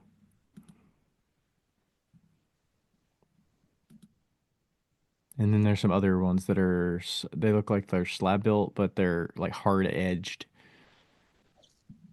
yeah, Kind like the of crisp corners and everything. display forms. Kind of like kind of like sculptures you'd put on a pedestal or something. Yeah, I love her work. Trying to figure out a good picture. Oh, sorry. I think I'm just gonna do a mug picture because their mugs The, are really cool. of what? What are you saying? I'm trying to figure out a picture to put on the story. Yeah. Oh, Yeah, so this, everybody's work gets put on a story for Wheel Talk Podcast Instagram when can we you? do the maker of the moment while we're recording right now. We'll Yeah. tag them, put maker of the moment, and then we put them in our highlights. Oh, sweet. Hey, I feel Jody, like you spell your name Jody, right? yeah, Okay. or these one. That would be a great photo to use too. I almost used that one. I used the one next to it. I used the one with the 4 little Yeah. because I That's, feel like those ones really show the handles the best. yeah. Those big ones kind of remind me of like kind of like Josh Himes a little bit. Yeah, one of his beer steins. Mm-hmm. Except the handles aren't hollow, but that kind of shape of the Yeah. proportions and everything kind of reminds me of that. Sweet. Those are all posted. Huzzah! Huzzah. There we go. Huzzah. This is my cue. I'm gonna peace out. I think we're done. We can Oh, wrap are we up. done? We're done. We're done. We're done. Good to We're bookend done? it with the maker of the moment. I thought that you had at least an hour left. And No. yeah. You guys are just getting I along hit like 2 peas in a pod. I hit all of my points that I wanted to ask about, and then we got on about the studio assistants and stuff. And yeah, I feel I like that was a good little segment side tangent. I Yeah. have a question for Jody. Mhm. This is a good question to end with because this is how people I know that this will make people look you up. Okay. Okay. How many times a week do you get asked if you're Steph Curry? Literally almost every single day. I knew it. Like, not even kidding. That's happened since I was a senior in high school when Steph was in college. So yeah, like almost 15 years. I've been getting that almost every day. Do you need to like change your look somehow? Have you thought about changing your look somehow to not look so much like so I you mean, don't get that, I or like what would you honestly have to don't do? think I look like him. Like, that's the thing. Like, I don't. Are But you I mean, fucking kidding me? You look exactly like him. I mean, it's obvious because I get it way too often for it to not be true. But yeah, I don't. I I don't mean, see it. you're gonna get it till the end of time. Like, Yeah. even when he, retires or whatever, like, you're right in Listen, that sweet spot. I literally didn't even know who Steph Curry was until I met you. Really? Yeah. I had some older guy one time. He was like, "Oh man, you remind me of Dell Curry," and I was like, and that's his dad, who was also in the NBA a long time ago. But I was like, man, I guess they would look alike, but it's the first time I've ever gotten his dad. I'm gonna go look up see Del Curry's. Yeah, what does dad look like? Oh yeah, shit. Uh he's like I don't know, he's a little different. Cause Yeah, he didn't have shaggy hair, you know? Well, he yeah, yeah, Charlotte, right? yeah, I feel like he's got a little tighter facial hair, um, than Steph does. At least these days, Steph's got a Oh little bit my more god. I can also shaggy. see it way more in like younger Steph though. What about Seth Curry? Shut the fuck up. There's a third. Yeah, that's the brother. Oh, he's got a brother. I think he looks Oh my more like his dad though. Seth looks like the dad, and I feel like, Yeah, I agree. yeah, Oh, does he still play? His dad? No, Seth. Seth? Yeah, it looks like he does. Yes Plays he for the does. plays for the Hornets. I don't follow NBA at all, so On July 15th, he signed a 1-year, $3 million contract. Wow, must be nice. Wait, how recently much he did you say? scored $3 million for a year. Yeah, I'd 3.3 million. Listen, this is all I'm saying. This is all I'm saying. If you could go to a signing and just sign as Steph Curry, get the money, and then just leave. Or did you know that Steph Curry can throw pottery? Can you make like a whole series that says I'm Steph Curry and I actually throw pottery for a living instead of playing basketball? During my summers, I spend time on the island in, would you say Vancouver Island? Yeah. I really think this could work in your favor. You know? It would be sweet to like do some kind of collab with them. Tell them to reach out. You know, if you know somebody that knows somebody, send them my way. We got you. We'll Have you figure it out. have you ever been out and about with Robin and they like people come up to you or something? Like All the every time. day, Every like day. it's, Okay. yeah. Does she like joke a little bit and like, oh no. He's sorry, Yeah, he doesn't want it. He doesn't like photographs or something. yeah, she's done that before. Sometimes I'll be like, wait, who? They're like, wait, you don't know who Steph Curry is? I'm like, yeah, I get it. I know. Okay. Maybe you should start charging people. Be like, I'll take a picture with you for $5. I have had people like want to take photos with me for sure. Even like they know I'm not Steph, but they're like, I got to show my dad that like you look just like him. Or sign your pot with Steph on the bottom or something. Sign a few pots. Anyway, now if you're listening to this and you made it to the end, you have to go look up Goodwill Ceramics so that you can see Steph Curry's doppelganger. Doppelganger. Yeah, that. I wasn't gonna say anything.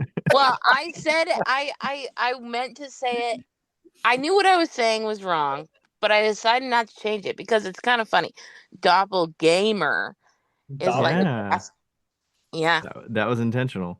It wasn't, but I thought I could pull it off. But you can never slip one past Ryan.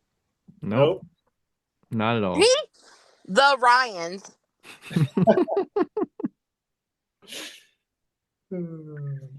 All right, so look Jody up on Instagram, Goodwill Ceramics. See how the jolly and jiggering process evolves. Do you want people reaching out to you with questions if they have them about the process? Yeah, I want to document my process. I want to get that online. I do want to like help people if they want to do it themselves too, for sure. So yeah, definitely. But don't be an asshole when you ask him for questions. If you're an asshole, he's gonna tell us who you are, and we're gonna shout it out on the fucking podcast.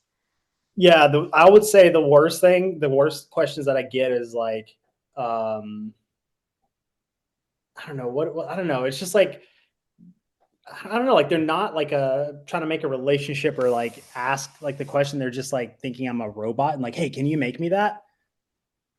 And I'm like, oh, no. Not from a customer standpoint. They're asking you for, can you make me a template for, or like, I mean, sometimes it's just so ambiguous. It's like, hey, can you teach me how to make that? Or it's like, hey, I don't know how to make plaster molds. Can you teach me? And it's like, man, be more specific. Like where, like, I don't know. Like if you have a specific question, then for sure I'm willing to like help out or yeah, I don't know. It's just at least go on a 5-minute Google search on it for some things before coming to me and asking a broad question. But yeah, I definitely do. Like I said, want to kind of document my process, make it as easy as possible for future people who want to get into it. And yeah, I kind of want to lay a roadmap for it. So for sure. Huzzah! And then look out for maybe a workshop with Zipporah at some point this year with Seaport Ceramics. They'll be doing June, July. Yeah. Okay, and that'll be more plaster mold related. Maybe there'll be a future one for Jolly Jiggering stuff. Maybe it'll be like intro to. Yeah. Don't sell yourself short on the Jolly Jiggering situation. Because like, yeah, a lot of people can do plaster, but you're a very select few that can do like even if you were just talking about the Jolly Jiggering templates, saying like, hey, this is how I made a template. Like, don't sell yourself short. You've got a lot of information in that Steph Curry brain of yours. I would guess like probably 1 in 10 potters know what that is. Like, I don't think that many people know much about it. And if it's like me, like if you've seen it before, yeah, you really do. You're just like, oh, that's a machine. Like I'm not interested in doing that. And yeah, I don't know. Like I just think there's a time and a place for it. So yeah, I don't know. Maybe just consider it or give it a second look of seeing the creativity and the hard work that goes into something that to some people looks like cheating. And yeah, I think there's something to be appreciated about it. I mean, it seems like a nice middle ground because if you can use the same clay that you would normally throw with, that's a nice thing without, like, if you're going to the slip cast route, you have to manage a completely separate body, like, of slip and figure out the consistency. Like, there's other challenges you got to figure out besides just making the molds and stuff. But yeah, some clays luckily do come in both forms. Like you can get the like bagged clay and the dry clay for slip of the same. So it might be a little bit easier to work with, and like you'll get the same glaze tests in the end. But like you said, like it is a different thing because you're making a liquid version of a clay. and then storing all the plaster somewhere for the molds and everything is, do you have room to do that? Yeah. Okay. Well, people can look you up there, reach out for questions, look out for those workshops, and thanks for coming on. Appreciate it. Thanks, guys. Thank you. Good seeing y'all. Good seeing you too. Thanks everybody for listening. See you later. Bye. Bye. Hey, everybody. Thanks for listening to another episode of Wheel Talk. This podcast is made possible through the contributions of all of our listeners who always ask us great questions, leave us reviews, and contact with us through social media. Thanks to all the fellow makers as well who take time to be interviewed and share about their lives and businesses. And thank you to Ashley from Boldover Ceramics and Lindy from Lindy Garner Ceramics for their assistance on the Wheel Talk Podcast Instagram. You are invaluable. Thank you to everybody.